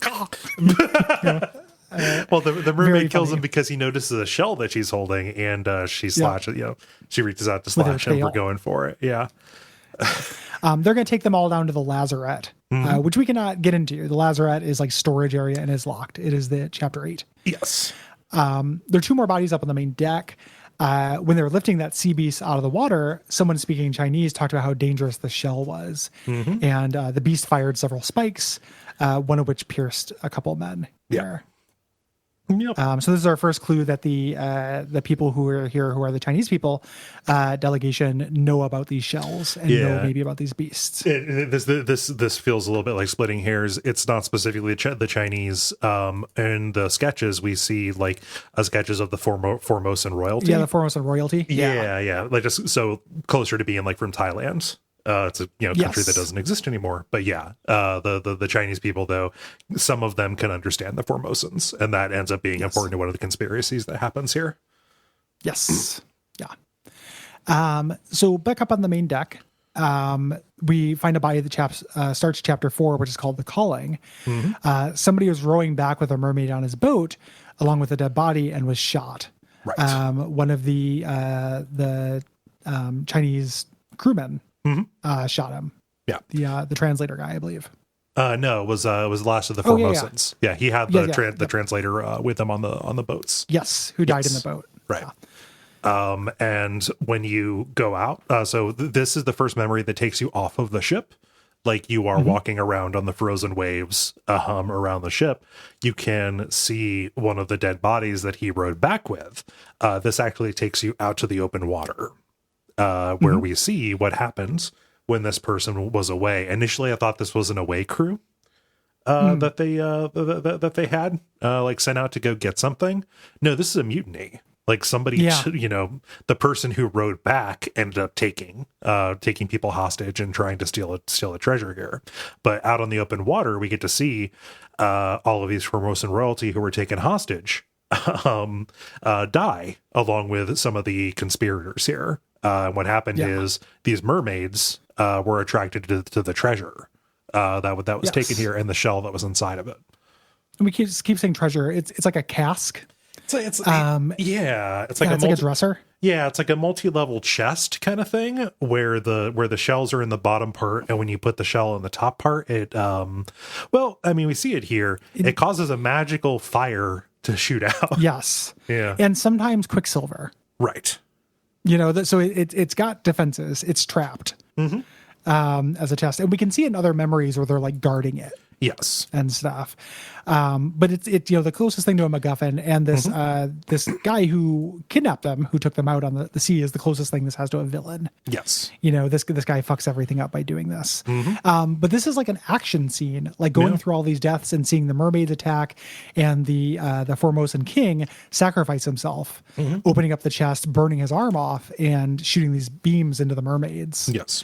Is very cool. This contains the shell, however, and the second mate guy is going to bring this back, or not second mate, but this fella is going to bring this back and bring these mermaids back and start everything on the road to fuck-uppery. Yes. Everything that attacks the ship is trying to get the mermaids back, specifically. Yes. Or the shells. Yeah. They together as a package deal. It's fine. Yes. Yeah. They have to use the shells to cover up their nips. Otherwise, it's that's indecent. Why they want them back. Yeah. You ever been out on the open waves? Just the wind whipping, scarring up your nips? Come on. Yeah. You don't want chaff nip. So the next thing that we see as we get back in, this is a little bit hard to find, but the events that lead up to this, we can look and we can see a leg bone hanging outside of the rope on the first mate's window. And this takes us into the memory in this one, the second mate Nichols. He is holding Miss Lim, the Formosan princess, hostage as he is like running toward the boat. That's the dude I was trying to think of last one. Yes. It was the guy who got shot in the last thing. Nichols is the villain. And this takes us to the scene that is the Justice at Sea sketch. Which is the biggest sketch that we saw, this execution by firing squad. It was just very neat to see this 2D image and then explore it in 3D. To realize exactly what was happening, like, to put it together, because, you look at the sketch, but you don't really see it sometimes because you're focused on the individual faces and not the broad thing. But then you realize, oh yeah, like from this angle, it's almost, when I stand by the artist, this is almost exactly what he saw. It's really neat. And this is also one of the examples where it gives you names, but it's not as black and white. Yes. So Hak Seng Lao was the guy, they say you confessed to the murder of one of our passengers, Nunzio Pasqua. And Miss Lim shouts out and says, that's impossible. He didn't do it. So you're like, okay, well, I know the name of this guy, and when I find Nunzio, maybe he killed him, but this is disputed. Yeah. Which is really neat. When you go to that memory, you see the moment of the murder, and it was a framing. Yeah. Because Nunzio saw Nichols attempting to steal the chest, so he was killed to cover it up. And the reason why Hak Seng Lao, quote unquote, confessed at it is because one of the conspirators was the translator. Yeah. Which is an incredibly cool plot point. I love it. I always like that when that happens, with Dakan translating your tattoos, in Torment, anytime somebody is doing a translation and doing it wrong, that is a really neat little mystery trope. It's a good way to build dramatic irony into point of to somebody who is not you or the point of view character. Yeah, very good. And after we see this, like, we pretty much have got all the bodies. We've seen, broadly everybody's fates. And the game will tell us, like, outside of chapter 8, which you cannot see, it says, we'll show this to you later. This storm starts, and the captain of the rowboat calls down and says, hey, we don't have much time. Get in the ship if come down here when you want to leave. This is a lie. That's a dirty lie. Filthy lie. You can leave. You can leave. You can end the game with fewer fates solved. The ending you get for this is hilarious. Oh yeah. You get the same mail or the same piece of mail saying that your benefactor has passed away, but there's a thing where it's like your lack of diligence in hunting down these fates made it impossible to rouse him from his sickness. Oh. Or something, like, basically you did such a shitty job being a detective that he died. It's very funny. I read about those on the wiki, and then there's a pretty good ending for getting most of them, and then like the golden ending with the hidden chapter for getting all of them. Yeah, I love the idea of you being such a bad sleuth that somebody else dies. Yeah, he was holding on for dear life, and then he got this thing that was like half guesses and half question marks. I was like, well, what the fuck? Good night.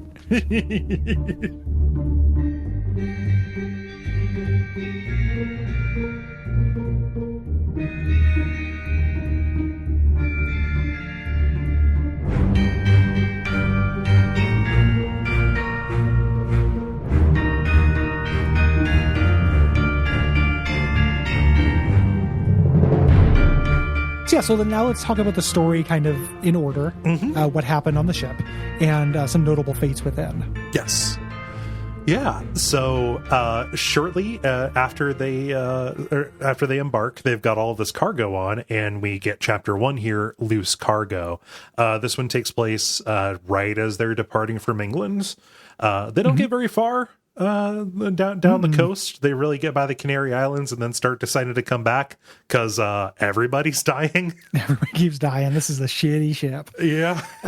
This is where the stowaway dies. This is where Lars Lind, the Dane, had an accident with a rope, and it killed Samuel Peters. One of the Peters brothers. We found this out from later. Yeah. And just knowing he's by the rope and having him look kind of like guilty or like taken aback. Yeah. Know by it is how we kind of name these ones. Yes.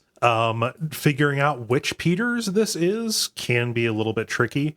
You're either going to be doing a process of elimination, just like I'll guess one Peters and see if it confirms, and then I'll guess the other. You can also look and see after a certain point, what is it? Sam's bunk, like his hammock is taken down, whereas Nathaniel's is not. Yeah. His remains up. So you can also tell, like, oh yeah, a dead person they probably wouldn't want to use space for a dead man's bunk. Mm-mm. Yeah. No. The worst Oingo Bungo song. Chapter 2 is called A Bitter Cold. Yeah. This is when the ship is off the coast of Spain. And this is when they have our respiratory illness taking hold of the crew.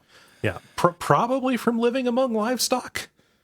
You know, I think it's important that they butcher the cow here at this point. Yeah. Yeah. But this is scary. We've got a memory here. We've got Syed, one of the Indian seamen. He is coughing and choking in his bunk, and his friends are, sitting around him, concerned, right? As his identity is revealed in dialogue, helping you cross one of the Indians off the list. Mm-hmm. This is the scene where they're taking the guy into the surgeon zone. We have the surgeon and the surgeon's mate. Yes. Kind of talking, and you can kind of tell the master and commander. Yeah. This relationship between them. Mm-hmm. There's a lot of that kind of hierarchy stuff. Figure out who is whose mate. Yes. In this is also where they're slaughtering the cow, and Charlie, who's not a farm boy, vomits. Yeah. So that's very easy. You're gonna be, and the butcher. Yes, you're gonna be coming back to this memory quite a bit, actually, because this is where, as everybody is dying, and most of the people are, as these two people are dying, and most people are alive. A lot of people who are alive are sleeping in their bunks. This is where you're going to see the bunks out, and you're going to see their tags and also their like shoes and stuff. So this is like a reference memory for the part of this that is the logic grid. Yes. Yeah. I was thinking, did you, I didn't do this, but taking screenshots would probably help this a lot of those like shoes and numbers and stuff? I took pictures with my phone. Yeah. Yeah. I ended up trying to describe them, and it didn't end up working nearly as well. Took pictures with my phone, and where possible, I would also just like do a little sketch of the of the shoe. Like, oh, this one has distinct laces. This one is like a white sandal. This one's a loafer, etc. Yeah. So that ended up being a way to go. Just for any of these things, man, taking a picture. I love having a cell phone to take reference shots like this. Yeah. If you had a cell phone, or if they had a cell phone in Obra Dinn times, perhaps this tragedy wouldn't have happened. I know. And that's what kills me. I could have saved them. Yeah. You had all the clues, Mr. Gamer Man. This moves into Chapter 3, Murder, which happens off the coast of the Canary Islands. This is during the execution, where Hock Sing Lao is executed for the murder of Nunzio Pasqua. Right. And the first murder in the sequence is that murder of Nunzio Pasqua, and we know that it's not Hock Sing Lao. Yeah. We hear a disturbance where Nichols, the shithead, is knocking out Hock Sing Lao, who seems solid. Yes. Nichols, we can tell he's an officer because of the way that he's dressed. And by process of elimination, there are some other officers that are not shitheads like this one is. But yeah, Hock Sing Lao was guarding the chest and is murdered for his trouble. And of course, it's easy to identify all these people because of the because of the scene that comes a little bit later. Nichols, like we said, he enlists the help of the Chinese passenger, who's the kind of the interpreter, who gives a bad confession, the bum confession, leading us to the firing squad. I like the deduction, choosing, okay, like who actually killed Hock Sing Lao? Only one person's bullet hit. So like following the smoke trail from the musket balls. Is real neat. Everyone else is really shitty aim. Oh, really bad. Like they had purpose. Like it's very close. Oh, I could see that. Like if I was in a firing squad and I didn't want to, I didn't go for the gold. I don't know. Like, I'm fine with firing guns, but like shooting at somebody, I'd probably, think the goal. I think the goal of a firing get in trouble. Whoever's putting you in this firing squad would not like that. Probably. Like, yeah. Man. I think like it's hard for me to imagine the situation in which like you get put on a firing squad, but also it's going to be okay if you purposely miss. So You know? I think that like the purpose of the firing squad is like, okay, we're going to put 5 people here. We're probably going to give like one person a blank. Well, And, yeah, of course. And also like one of these 5 people taking the shot is probably going to be the person. And there's like plausible deniability, so everybody is simultaneously, they know that they could have killed them, but the blank lets them know that they didn't. So all you're hoping for so they can live is one. Their life all you're hoping for is one person who can commit to it. Yeah. I think that if I were in a firing squad, I would do the same thing I used to do when we had music class, and I didn't know the lyrics to singing, and I would just kind of open my mouth, along with everybody, and trust that the teacher wouldn't know. So I would like hold the gun, and I would go. Pow! I think they would notice if you went pow. Wait, somebody's gun didn't fire. Somebody just said pow. I was hoping you would fool them the same way you fooled Mrs. Ring. You have to fire the gun. You just have to. But also, these are muskets. They're not going to fire super accurately. So it could be like when Bart tries aiming to the left when he's shooting the BB gun. But Nelson congratulates him on compensating for the shot. Yeah, for the sights. Yeah. But it was Brennan. Yeah, who did it. Somebody, when Miss Lim shouts out that he couldn't have done it, someone tells her to be quiet. As long as you do identify her. Yeah. If you're doing this in chronological order, I identified her during when they were on the calling. Yeah. The person giving the signal is the gunner, Mr. Wolf. He's like throwing his hand down to tell everyone to fire. And then Nichols assembles the mutineers and takes out all but one of the Formosans hostage along with the chest and takes off in the rowboats. Yeah. One of the top men tries to stop him. I like this solve because, as he is shot, you can see this tattoo of a silhouette of a woman on his forearm. And you can tell, like, this is Timothy Boutimont. He just, as you're looking at the bunks, one person just has their arm hanging out and, ooh, here's the tattoo. So, like, one of the first people I made a note of once I started paying attention to the bunks. And other tats. Yeah. This brings us into chapter 4, the calling.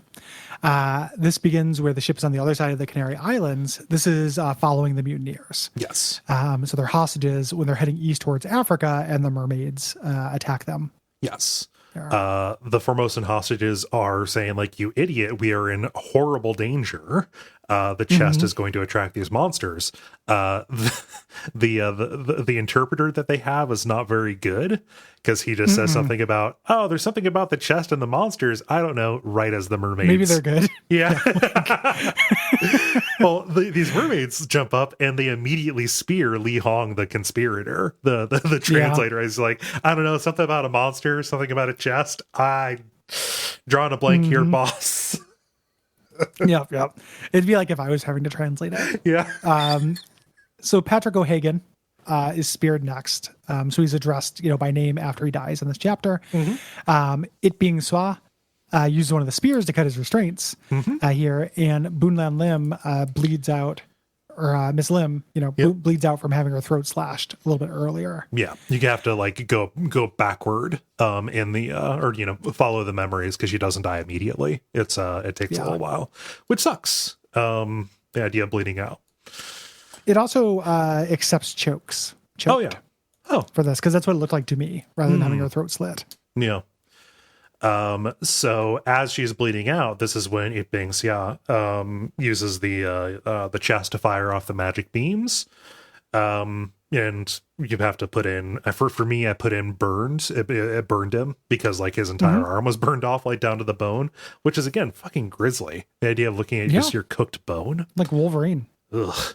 But he dies calling out for her. And Nichols, the coward, he was in charge of everybody, but he mostly just hid while all of this happened. And he is over throwing bodies overboard. Yeah, trying to push him off. Yes.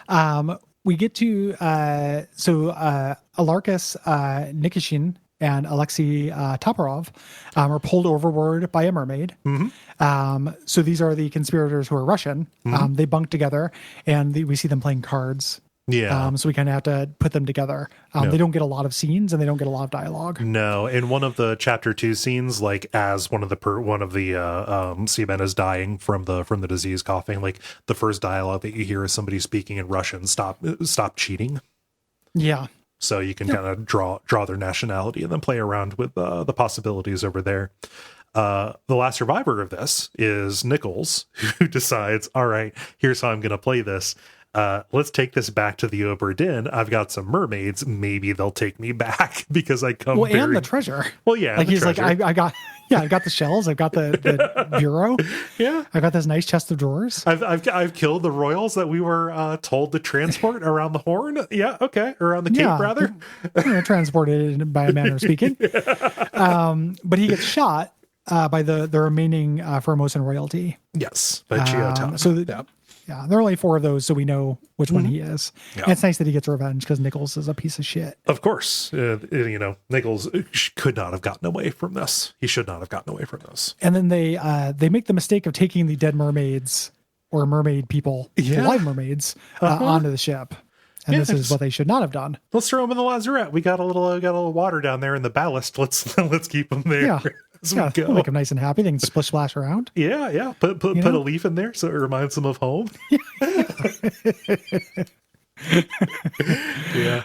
Starting chapter 5, Unholy Captives. Yes, referring to these mermaids and the awful fate that their presence is going to bring down on the crew. They're a little bit southwest of the Canary Islands. And there's a panic on the ship as this chest in the shell is taken aboard. The first person to die is the last of these Formosan royals, trying to explain to everybody. He is saying in a language that nobody can understand that the shells must be protected. Kind of seems like he's saying, oh, we have to protect them. No, he means terrible things are going to be coming after them. Yeah. They're being protected by monsters. Yes. There's a great little bit here. Whenever we see the shell, it twinkles. Yeah. And it's animated even in memories. Yes. And there's one of those out in the water during present time. Yeah. At first I thought that it was the just a reflection of the sun. Yeah. Nope. Nope. It's one of the shells out there. What a cool little dangling thread. Yeah. Very good. But yeah, the mermaid fires off some spikes, killing Tan, and also another crew member. This one is hard. It kills Hamadou Diom. He is the only crew member from Sierra Leone, and the only crew member from Africa. Because of the way that the visual style is, his skin isn't noticeably darker than anybody else's. So identifying him as somebody who is, from Africa kind of came down to basically I had 2 remaining seamen and one of them had an English accent. You never hear Diom speak. So I was like, okay, here's my guess based on that. It's very tricky because if you're doing this kind of art, this kind of cross-hatched art, doing different skin tones is obviously pretty tricky. They do it with Winston Smith.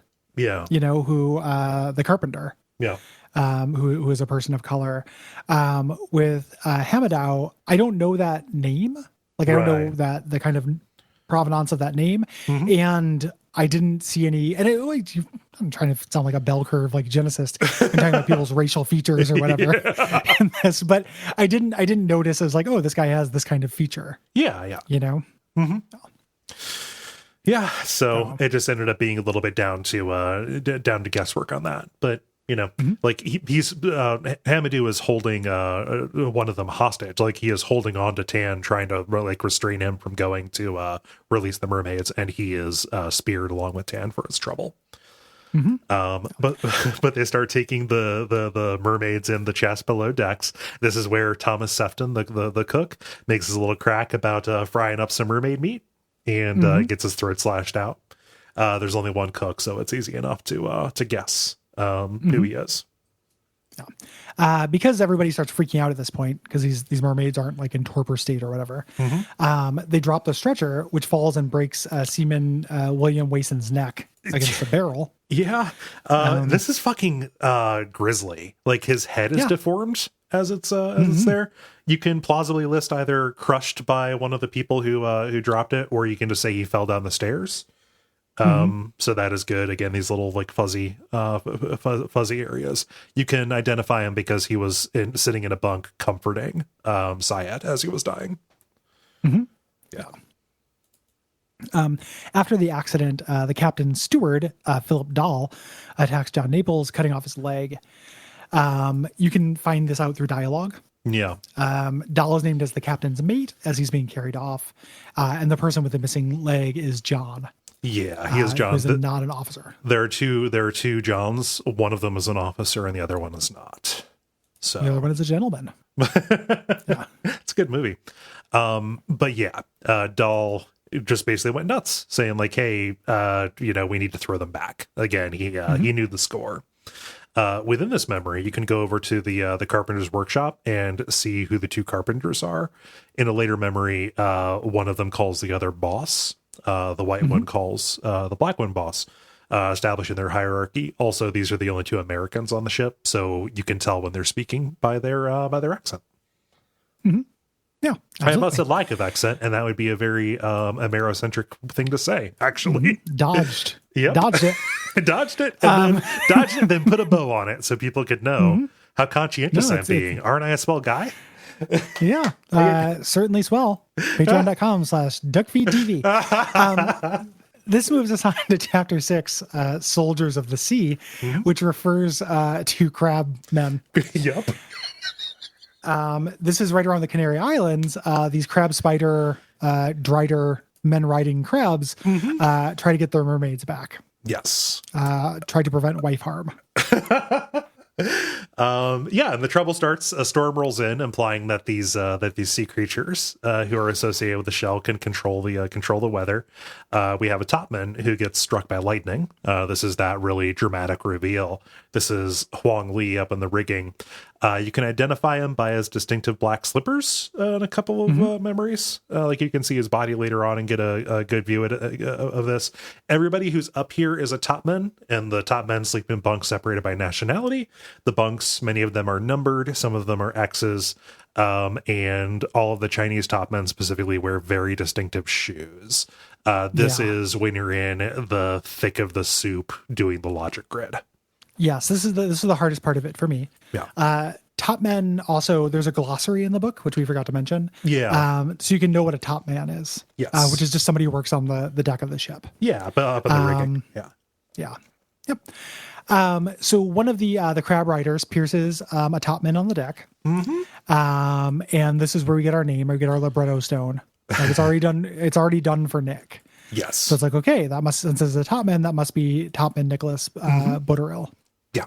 So that gives us a loose end to start pulling as we go, eliminating some of the non-Chinese topmen. The crab riders, again, going for the lazarette, break down to the gun deck. This is where the carpenter's mate, Marcus Gibbs, rushes to stop them, saying like, come on, boss, we got to go. The boss is like, no, man. And of course, Marcus is spiked for his trouble. Yes. Then a crab rider decapitates the surgeon's mate, James Wallace. We identified him in an earlier scene, but this is where he dies. And Ji Zhang, who we just kind of know by nationality, and then the shoes and the bunk number, because this is bunk chapter. Yeah. A lot of drama in this chapter. This is where Charles Hirschtick throws a lantern at the crab rider to try to fight them off. Yes, we can identify Charles because he's the guy who didn't grow up on the farm. He's the one who vomited after they cut the cow's throat. Yeah. But yeah, this is the body that was impaled on the crab rider and on fire. So for his bravery of throwing the lantern, he himself was set alight. The butcher, who we previously identified, here is pinned to the wall. That's where we get to see him die. Dr. Evans is trying to help him. I love the pose that he's in. Like he's taking a load off. Yeah. Like if I had Spikes holding me up, I'd probably relax as well. Oh yeah, no, just man. So my dogs are barking.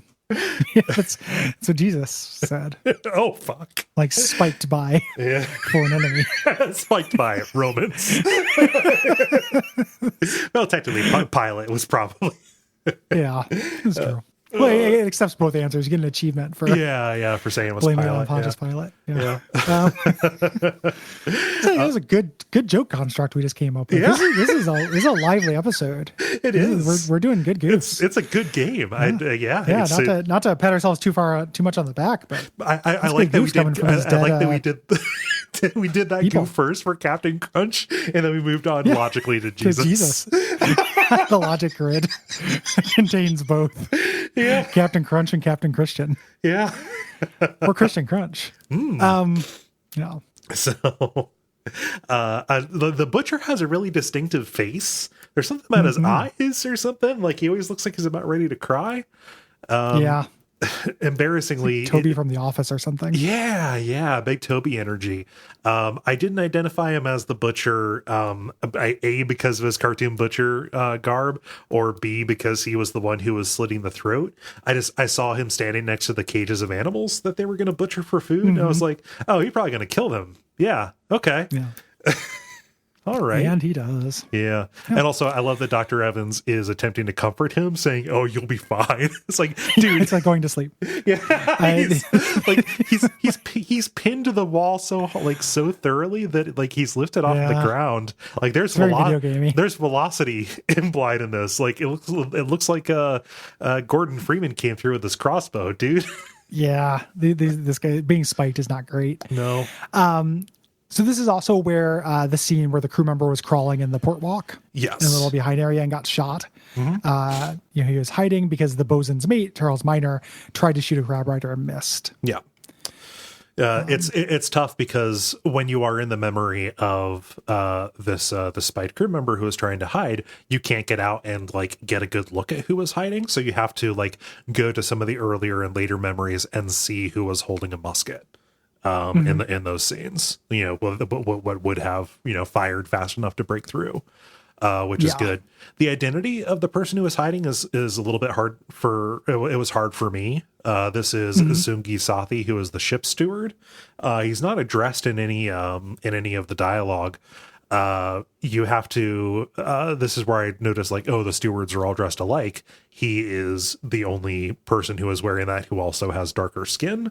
And also because of his name, we could say, okay, he's the steward from India. Yeah. Okay. Yes. And this is one of the last ones I got. Yeah. As well. The last person to die to these crab riders is Winston Smith, our weird carpenter, who's speared, but he uses his hand mortar to kill the crab rider. Yes. Which is cool. What a champ. This brings us to chapter 7, the Doom, which is the Kraken attack. This is on the way back to England. They're like, well, one monster was just right, but 2 monsters? Well, no. We're going back. No. This is not our day. Let's just try again later. Yeah. But they're southeast of the Azores when the huge squid attacks. This is not the first thing that happens. We have some crew members who got spooked by the crab rider. So like, hey, this is pretty bad. This is a little mini mutiny. This is where Lars Lund is shot by one of the mutineers. You can identify for dropping a rope on his brother. Yeah. You can identify him. Okay, he is Danish. The shooter. This is the guy who was holding the grudge.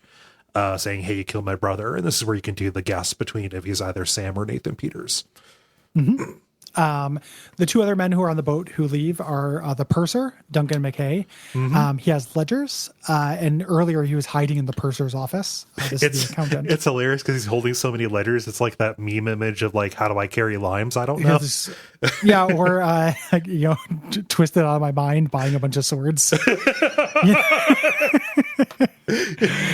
And then Alexander Booth, who is a seaman, who has an English accent, and we can tell it. That's how we can tell him from the person from Sierra Leone.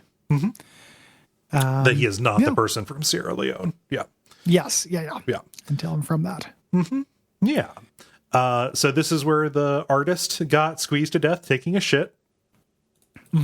As happens. Yeah. It's what you do. Go shit in the ocean. Sometimes the ocean shits back. Yeah. Yeah.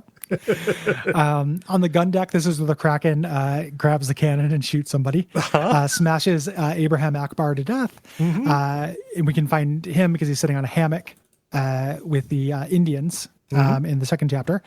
But the tag has an X, so that's how we can kind of tell that guy died. Eventually, and because he's with them. And then the cannon that fires him also blows apart the gunner. Yeah. There's nothing left of them. It sucks. Yeah. Point blank cannon. Yeah, and one of the people who was with him is actually shown as missing. He was actually blown out the window. His body isn't present. It sucks. Yeah. This knocked a cannon loose, which crushed the third mate steward. This is Roderick Anderson. You can tell he's a steward because of the way he's dressed. You can tell that he's associated with the third mate because in one of the memories earlier, it's unrelated. There's no dialogue to it. No attention is called, but you see him walking alongside the third mate holding a plate. So yeah. He's his plate carrier. Yeah. Up top during this, the midshipman Peter Milroy was carrying this cartridge back, this cannon cartridge, when he's grabbed by the Kraken, and lifted up. And Thomas Link attempted to pull him back, but he detonated to try to sacrifice himself and kill the Kraken. Yeah. We can identify that it was Peter who blew up because of a later scene. Thomas is, talking about saying hey, tell his mom that I tried to pull him back, kind of thing. So they were friends, and he feels guilty that he didn't save his buddy. You can look off the ship in this scene and see that one of the top men, Omid Gul, is falling into the sea. You can tell who he is. You can tell that he's Persian because of his head wrap, and also he is carrying a really distinctive scimitar that is right next to his numbered bunk. So. Yeah, anybody, when you look at a good, this is too late for anybody listening to this, but a good method for this is looking at the illustration, and anyone who's unique will be pretty easy to identify. Yeah. So that includes this guy and the next guy, Maba, the topman who the Kraken rips in half. We talked about him earlier. Yeah. He's got these tattoos, and the idea here is that these tattoos are the tattoos that people might have from Papua New Guinea. Yeah. I don't know the tattoos from Papua New Guinea. I just knew there was one crewman from Papua New Guinea and tried it. Yeah. And it worked, but I wasn't that's what those tattoos look like. That's not something I know. Yeah. No, it was also a guess for me. I've got no idea what the tribal tattoos are there, but I was okay, we've got a Pacific Islander on here, so maybe that will be the person with the distinctive tribal tattoos. Apparently, other people had talked about how the tattoos look Celtic. Oh, and that's misleading. Yeah. He also doesn't know anything about that, but in the art style, he doesn't appear to be from a Pacific Island. Appearance wise, phenotype, let's say. Difficult to talk about, but we know. And we know what's up. Yeah. It's kind of easy to mistake him for being French, because a little bit later, right after this, the bosun is asking hey, what happened to my Frenchman? What happened to my to my mate? And somebody says, oh, he was torn apart. Maba is the only person who was torn apart that we see. No, the person that he's talking about actually dies off screen. He's somebody who's pulled away. Little red herring. Yeah. Very specifically. So in the middle of the attack, the captain's wife, Abigail Hoskett Witterell, runs out and looking for her husband and gets brained. Yep. Which we talked about earlier. When she's talking with the third mate, Martin Parrott, a mass falls and smashes her in the head. Yeah. There are only 4 women on the ship. Right. And there are 2 other women, and you can identify them because one of them is Miss. Right. So that means she has a ring. No, she doesn't have a ring. Or she doesn't have a ring, sorry. Yeah. I always get Miss and Mrs. mixed up. Yeah, I know that kind of a bullshit distinction. And it's really out of fashion. Yeah. That's the kind of thing that would be make you a superhero in the 1800s to know this, and now it doesn't matter at all. Yeah. But taking that back to the 1600s would be showing a lighter to a caveman, and now it doesn't matter whatsoever. Right. But yeah, it shows that she's not married. Mm-hmm. Yeah. So the younger one who doesn't have a ring is Miss Jane Bird. The older one must be Emily Jackson, who's a straight up badass. We see a little bit later on. There are lots of people who disappear in this memory. You just kind of have to look around in the periphery, oftentimes because there is no direct memory associated with them. It's not okay, you're looking at their body. You just have to notice that oh, this person's airborne over here, or this person is like Charles Minor, the bosun's mate. He is holding on pretty tight to a spear that's embedded in one of the tentacles. Yeah, he was probably torn overboard. Yeah. Yeah, this is where a lot of people are torn overboard. Yeah. Chapter 8 is presented as this huge mystery. You get a little note, and the surgeon, the guy who's sent this to you, or not surgeon, your benefactor, the surgeon guy. Is very coy about this. Mm-hmm. Like, this chapter will remain mine until you figure it out, which is very strange. And then once we find it, I found it pretty profoundly disappointing. Mm-hmm. We'll cover it in the sequence the game gives you. Yes. But I just want to note that, like, having this hovering over me during the entire playthrough, I expected a lot from this and did not get it. Mm-hmm. Chapter 8. So chapter 8 bummed me out quite a bit. Yeah. But we do get to chapter 9, which is really good. The crew is dwindling. We are just east of the Azores, again heading back to England. The crew starts a mutiny, and the captain is arranging for basically the women and children to escape. Like, not exactly children; there are no like real kids aboard, but like there are some like pretty like people who are dressed as boy on the dialogue. Cool teens. Yeah, cool teens. Yeah, there's some cool teens, children and cool. Women and cool teens first. Okay. Children and cool teens I'm gonna need everybody in the crew, all hands on deck. Sort yourselves by coolest and teenest.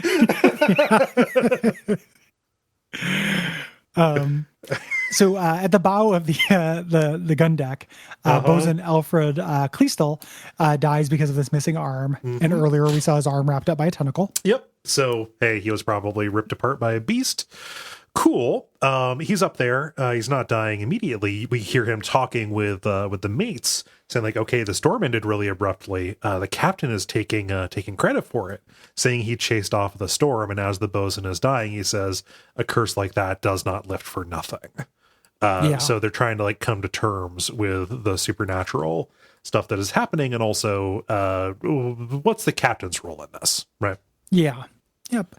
5 people are getting ready to shove off in the lifeboat. So this is the surgeon, Henry Evans, who is the person who gives us our box. He's got the box. Mm-hmm. Also, earlier he had a monkey with him. Yeah. That's a load-bearing monkey. Emily Jackson, Jane Bird, fourth mate steward Davy James, who is the last of the stewards and is young, and first mate steward Paul Moss, and he's called out. Yes. As he's shot by Leonid Volkov. Right. One of the conspirator guys who is trying to stop them, or not conspirator, but trying to stop them. He's the last remaining Russian. Yeah. He's like, hey, this is bullshit. Why did they get to leave? And we're left behind. That attitude is quickly corrected by Emily Jackson, who straight up shoots Volkov with a musket as he's trying to go. So fun. They get away, and they're listed as disappeared. You can say, hey, they're alive, and this was tough because it gives you like a list of probable places they could have gone. I guessed Africa because it was closest, and the Azores were not listed as a possibility. But like going all the way back, like looking at the basically the from, like, okay, the address on the package that was sent to you. Evans was in Morocco. So they're alive, and they're in Africa. Yeah, that took me a long time too. Yeah, to figure out, like, kind of embarrassingly long. And I also was like, why do I think they're in the same place? Yeah, it's been 4 years. Yeah, it's been 5 years. Like, but it's just their like last known. Yes. So eventually I got that, but that also took me an embarrassingly large. It felt like a clue that was outside of the box a little bit. Yeah, looking at the back of the case. Yeah. Yeah. On the gun deck, after the death of this bosun, the gunner's mate, Olis, who has this thick Slavic accent, announces he's going to mutiny. He wants to take the mermaids and the shells. He wants to sell them because otherwise the captain is going to get them killed. Right. This is that mutiny we saw in the very beginning of the game. And our midshipman, Thomas, the person who tried to save Peter, he overhears this, and like a little snitch, yells, "Mutiny, mutiny!" Yeah. You should just go up and be like, "Hey, Captain, there's mutiny." You're going to just scream it. Yeah. Like, I declare bankruptcy. It's very weird. The thing about mutineers is they're not necessarily terribly afraid of killing somebody on a boat. It's kind of the thing that they do.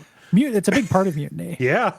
It's one of the main things you do want to be made an example of. Yeah. He gets, he's waiter, the guy, Olis, waiter, stabs Linky in the back, and the fourth mate, John Davies, the last officer, shoots waiter in the face. Yep. Just a big old blast from the chin up. taking his face off. John Davies was like, hey, why did you stab that person in the back? We had this under control. You escalated it. So in a horrible misunderstanding, Brennan, who would have been amenable to this, goes below decks, having heard the struggle alongside First Mate Hoskett. Brennan says, sees John Davies having just shot this other person, and says, well, what's all this? And kills Davies with a club, thinking that Davies killed him in cold blood. So gets which after everything they've been through, that it's probably a reasonable conclusion. Davies gets his head bashed in, and that's another one of the officers down. Yeah. And Linky crawls to his bunk to die. Hoskett is there, which is when he talks about how he tried to rescue Peter. Tell his mom that I tried to pull him in, and Hoskett calls out Brennan's name, which is how we get that name. Yeah, calls. Moving us into chapter 10. Yep, chapter 10. This is basically right after chapter 9. The captain, knowing the mutiny is about, holds himself up in his quarters to protect himself from the mutineers. And this is the first scene that we saw when we arrived at the ship. Mm-hmm. He takes off his shirt. Mm-hmm. Because if I'm going to kill a bunch of people in my bedroom, I'm going to be shirtless. Yep. I read a thing online, people were guessing about this, is that when people would do duels back in the day, they would take off their shirt because a wound would go septic if a bullet pushed cloth into it. Oh, makes sense. So maybe? like taking off your shirt was really common for situations which you thought you might get shot. Huh. Yeah. It wasn't like the old, I imagine just like the old joke, he also put on his brown pants. No, and that must be why Randy takes off his pants in Trailer Park Boys when he goes to fight, because he's always shirtless. Yeah, he doesn't want to get septic. Yeah. So the first mate, Hoskett, demands the captain opens his door, and the captain shoots him. We get this right in the beginning. Yeah. And we learned, I learned this from him talking to Abigail. Yes. I killed Abigail's brother. I killed my brother-in-law, and I also killed my best friend. This is awful. And, in his fury, he also clubs Brennan to death and slashes the one remaining guy, Topman Lewis Walker. Basically, again, process of elimination. He's one of the only remaining English topmen. And then he kills himself. Yeah, tragically. He apologizes to his deceased wife's body. I killed my best friend, your brother. Sorry. This has been a really, really crappy 3-hour tour. So you had a bad day. Yeah, this has been a rough 2020 the boat. So he decides to murder himself, and we get a little message like, good job, you've solved all the fates you can. Head on home.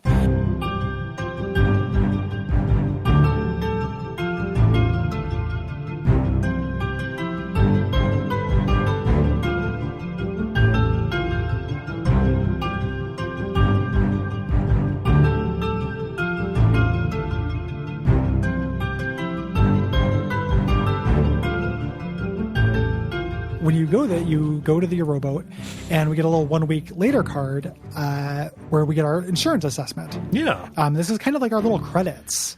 This is where we've made our impact on the world or what have you.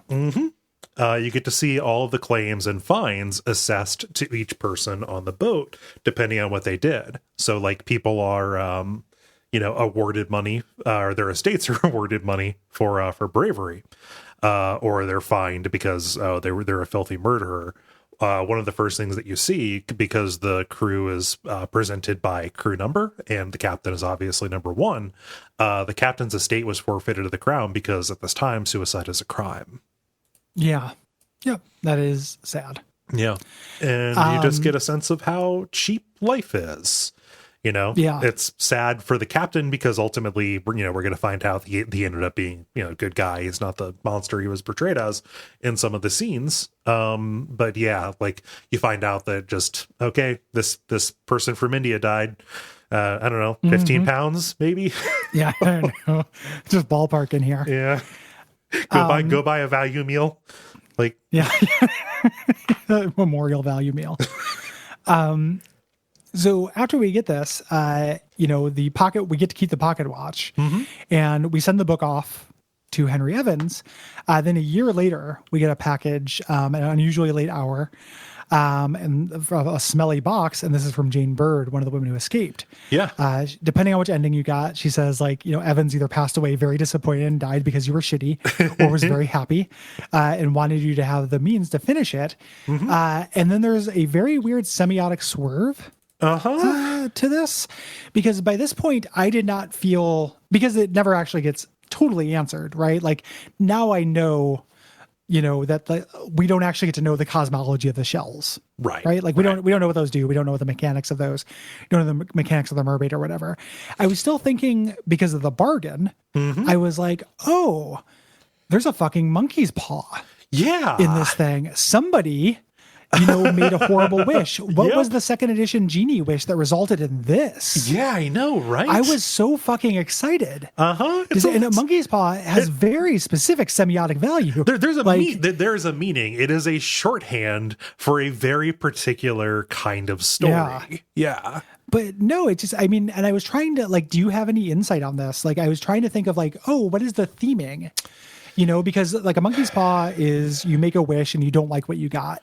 Yeah. Maybe that's what happened when they went, when the second mate went off to go take the treasure, but that's just somebody being punished for being a shit. That's not like them making a well-intentioned wish and getting fucked by it. So I think it goes back to, like, what was the purpose of the journey? I mean, obviously they were trying to get people around the Cape, right? This was supposed to, they were taking the Formosan royalty home. For some reason, this chest and these shells were already aboard, right? Why did the Formosans have them? What did Nichols know when he attempted to go away with them? What would he have gotten out of having this, aside from being able to sell them, right? I think just selling them. Yeah. Like, when any of the dialogue and stuff he has, it doesn't sound like he knows. People are constantly asking what the things are. Yes. And what they'll do. And like, that is a major point of contention. So like, I don't think he knew that it had superpowers or whatever. Right. He seemed as shocked as everybody else when it bursts like magical fire and kills mermaids. Right. So just the idea that this was a monkey's paw, I found that, like, I was going to say never, and that's always a big statement. Yeah. This is a note for like a game that I really liked. And I admire, like, I max out my admiration meter. Yes. Finding it, going to this chapter 8, was such a fucking letdown for me. Yeah. The only closure that it gives wish you was in play. Yeah. Like, fuck, man. I love that. And not the case. Nope. The only closure that you get is for the captain's story, to like what he does. I mean, we'll talk about what he does, but the bargain here is, for the mermaid's freedom, I need you to get this ship home so the story can be told. Basically, is what it is. So we can have some closure associated with this, and calling off the Kraken. Yeah, calling off the Kraken. Sure. Yeah. So, but I wasn't saying there being like, God, I hope they explain how the Kraken left. Yeah. I just wasn't like the tantalizing mystery that I wanted it to be. It would be like a TV tropes thing of like head scratchers. Yeah. Like they could finish this and be like, why did the Kraken leave? And then people could come up with plausible explanations. Like, oh, they fought it off. We saw it. Yeah. Like they said its tentacle on fire. It decided to leave because its tentacle was on fire. It got foot pain. And left. But instead, like, we just get this whole chapter basically dedicated to it and why the Obra Dinn came back, which is also kind of a mystery. But I really wanted this to be like blow the whole thing wide open. Yeah. Well, it's not really a mystery why it came back. The fact that we can see the shine of the shell off in the distance, the mermaids carry it back. Yeah. And they're watching you. When you leave, the Obra Dinn sinks. Like, they scuttle it. Yeah. The mystery is why they did it. And it's because they were asked, like they were ransomed to do it. Yeah. So this ended up bumming me out a lot. And I really wish this wasn't the monkey's paw. Yeah. This could have been a tail. This could have been its head. Yeah. It could have been any part of the monkey, really. Yeah.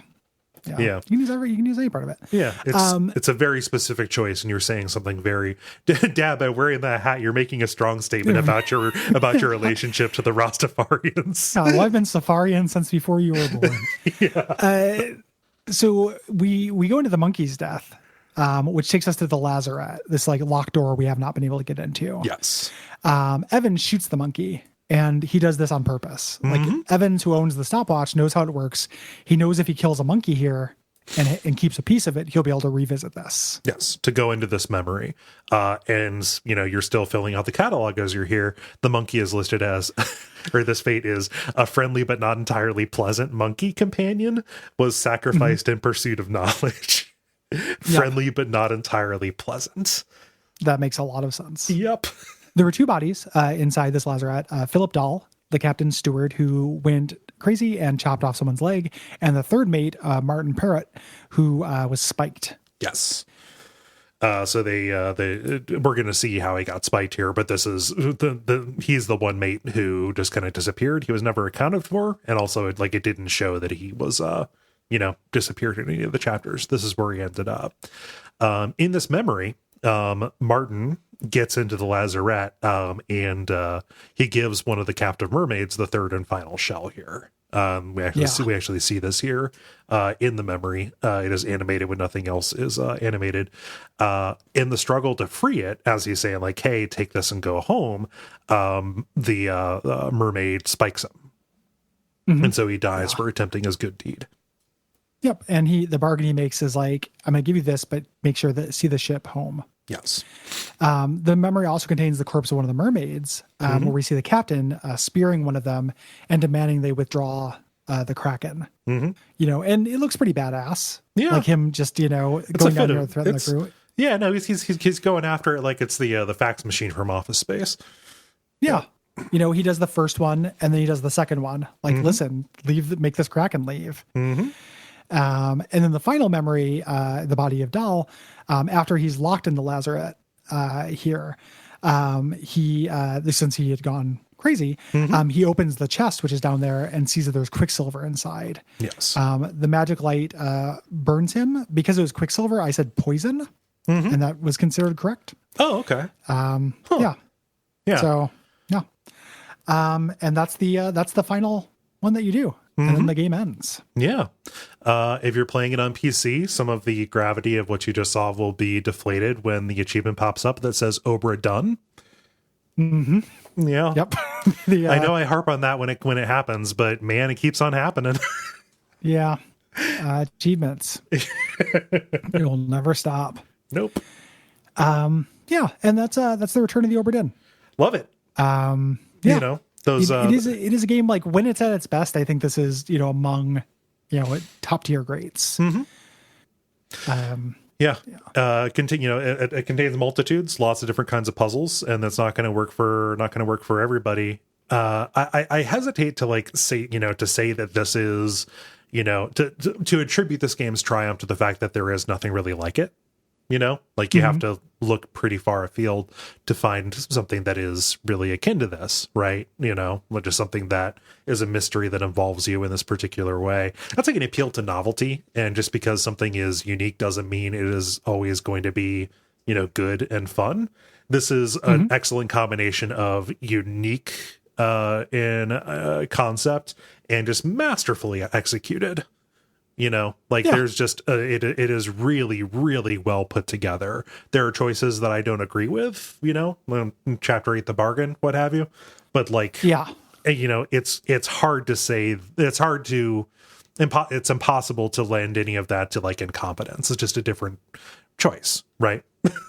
Yeah. There are definitely things I wouldn't do, in this. I am also slightly cooler on the hammock chapter, where it's we'll just show people in the place where they're labeled. That felt a little bit less fun to me, and a function of just having the sheer volume of corpses we have to deal with. And it ended up being a weird game where I think it does more than max out the neat meter or the novelty meter. I was thinking about this in comparison to the closest games we've played to it on the show, which would be on the far end of the non-mystery section, there would be LA Noire. Yeah. And then, a continuum to Papers, Please, which isn't a mystery, but it is about deduction in a way. This person can't be from here. You're trying to reconcile a lot of information based on the clues that are given to you in a short amount of time. Yeah. And then obviously Hypnospace. Yes. And I think that the more freeform and kind of greater variety of Hypnospace is a little bit more appealing to me. You know, just like you're still doing these kind of clues by finding these things, but they're just hidden in a much more complicated kind of like matrix, like, you know, and with a lot more like flavor fluff everywhere. Yeah, and it's important to say that like theme accounts for a lot too in that. Yes. Like the presentation and just, you know, the ideas that you're playing with and kind of just the space that you're playing with in Hypnospace is very, very pronounced. And kind of has its own intrinsic appeal that maybe, you know, a story of a weird adventure at sea might not, you know? Yeah. Yeah. And it ended up, it's not just that, but it's also the fact that there was not, you know, I wish that this is going to sound like a parody of myself, but I wish this kind of broke my heart. Yeah. You know, I wish this was sad. Yeah. Like if this felt like a tragedy to me instead of this comical like pile of corpses, I think I would have come away from this with a different feeling. Yeah. You know, as is, I'm like, man, that was a neat fucking game, but it ended up actually feeling like one of the most gamey things that we've ever done. Like it's like a pure game. Yeah. You know, like it's kind of like pen and paper or tabletop kind of feel to it. Yeah. Came through like a lot. And that's not a bad thing at all. It just like was, you know, it didn't marry narrative and gameplay the way that my favorite games do. Yes. In this.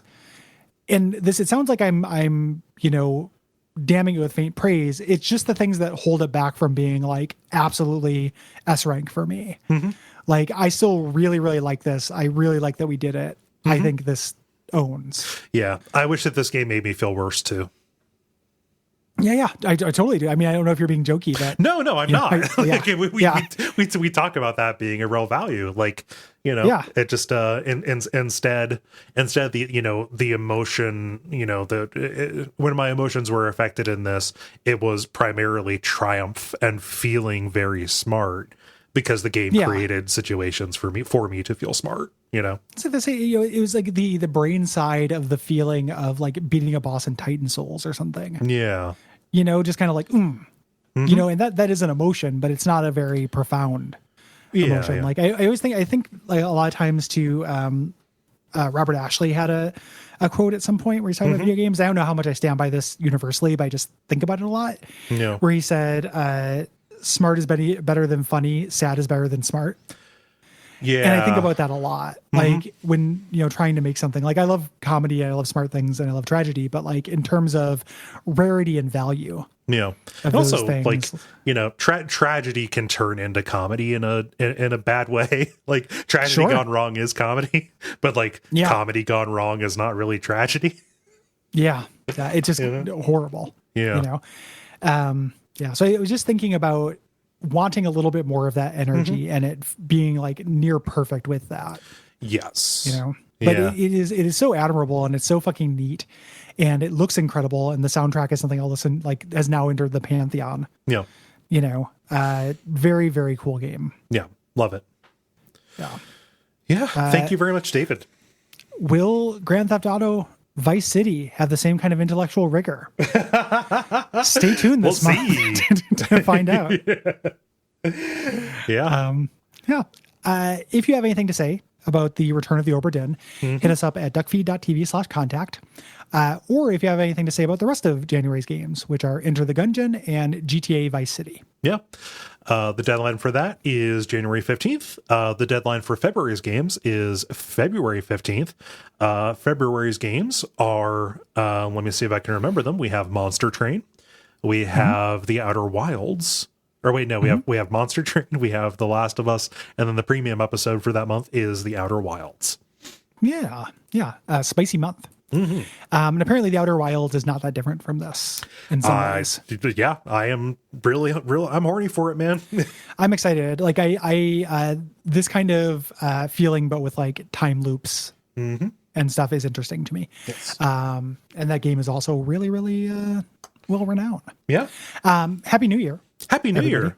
Yeah, this on early release. This comes out on New Year's Eve. So please, everybody, be safe, whatever you decide to do. Yeah, which is probably nothing. Yeah. Like this is the year where the country celebrates like meat. Yeah. Like stay up until 11. Yeah. And a very cozy new year. Yeah. And we really appreciate David for sponsoring this episode. Specifically. And we really appreciate everybody who supports us at patreon.com/Duckfeed.tv. Yep. If sponsoring an episode and picking the game is too spicy for you, you get extra content, at around like $5. It's a good value. You get all of our premium episodes, including this month's premium episode, which will be Grand Theft Auto Vice City. Yeah. And all the old ones as well, all the previous episodes. So, we appreciate you. Until next time, what should they watch out for? They should watch out for A Life Where You Don't Play Obra Dinn, by which I mean watch out for this game to go on sale, maybe. Play this game. It's good. I like it. Watch out. And Krakens. Yes, Krakens for sure.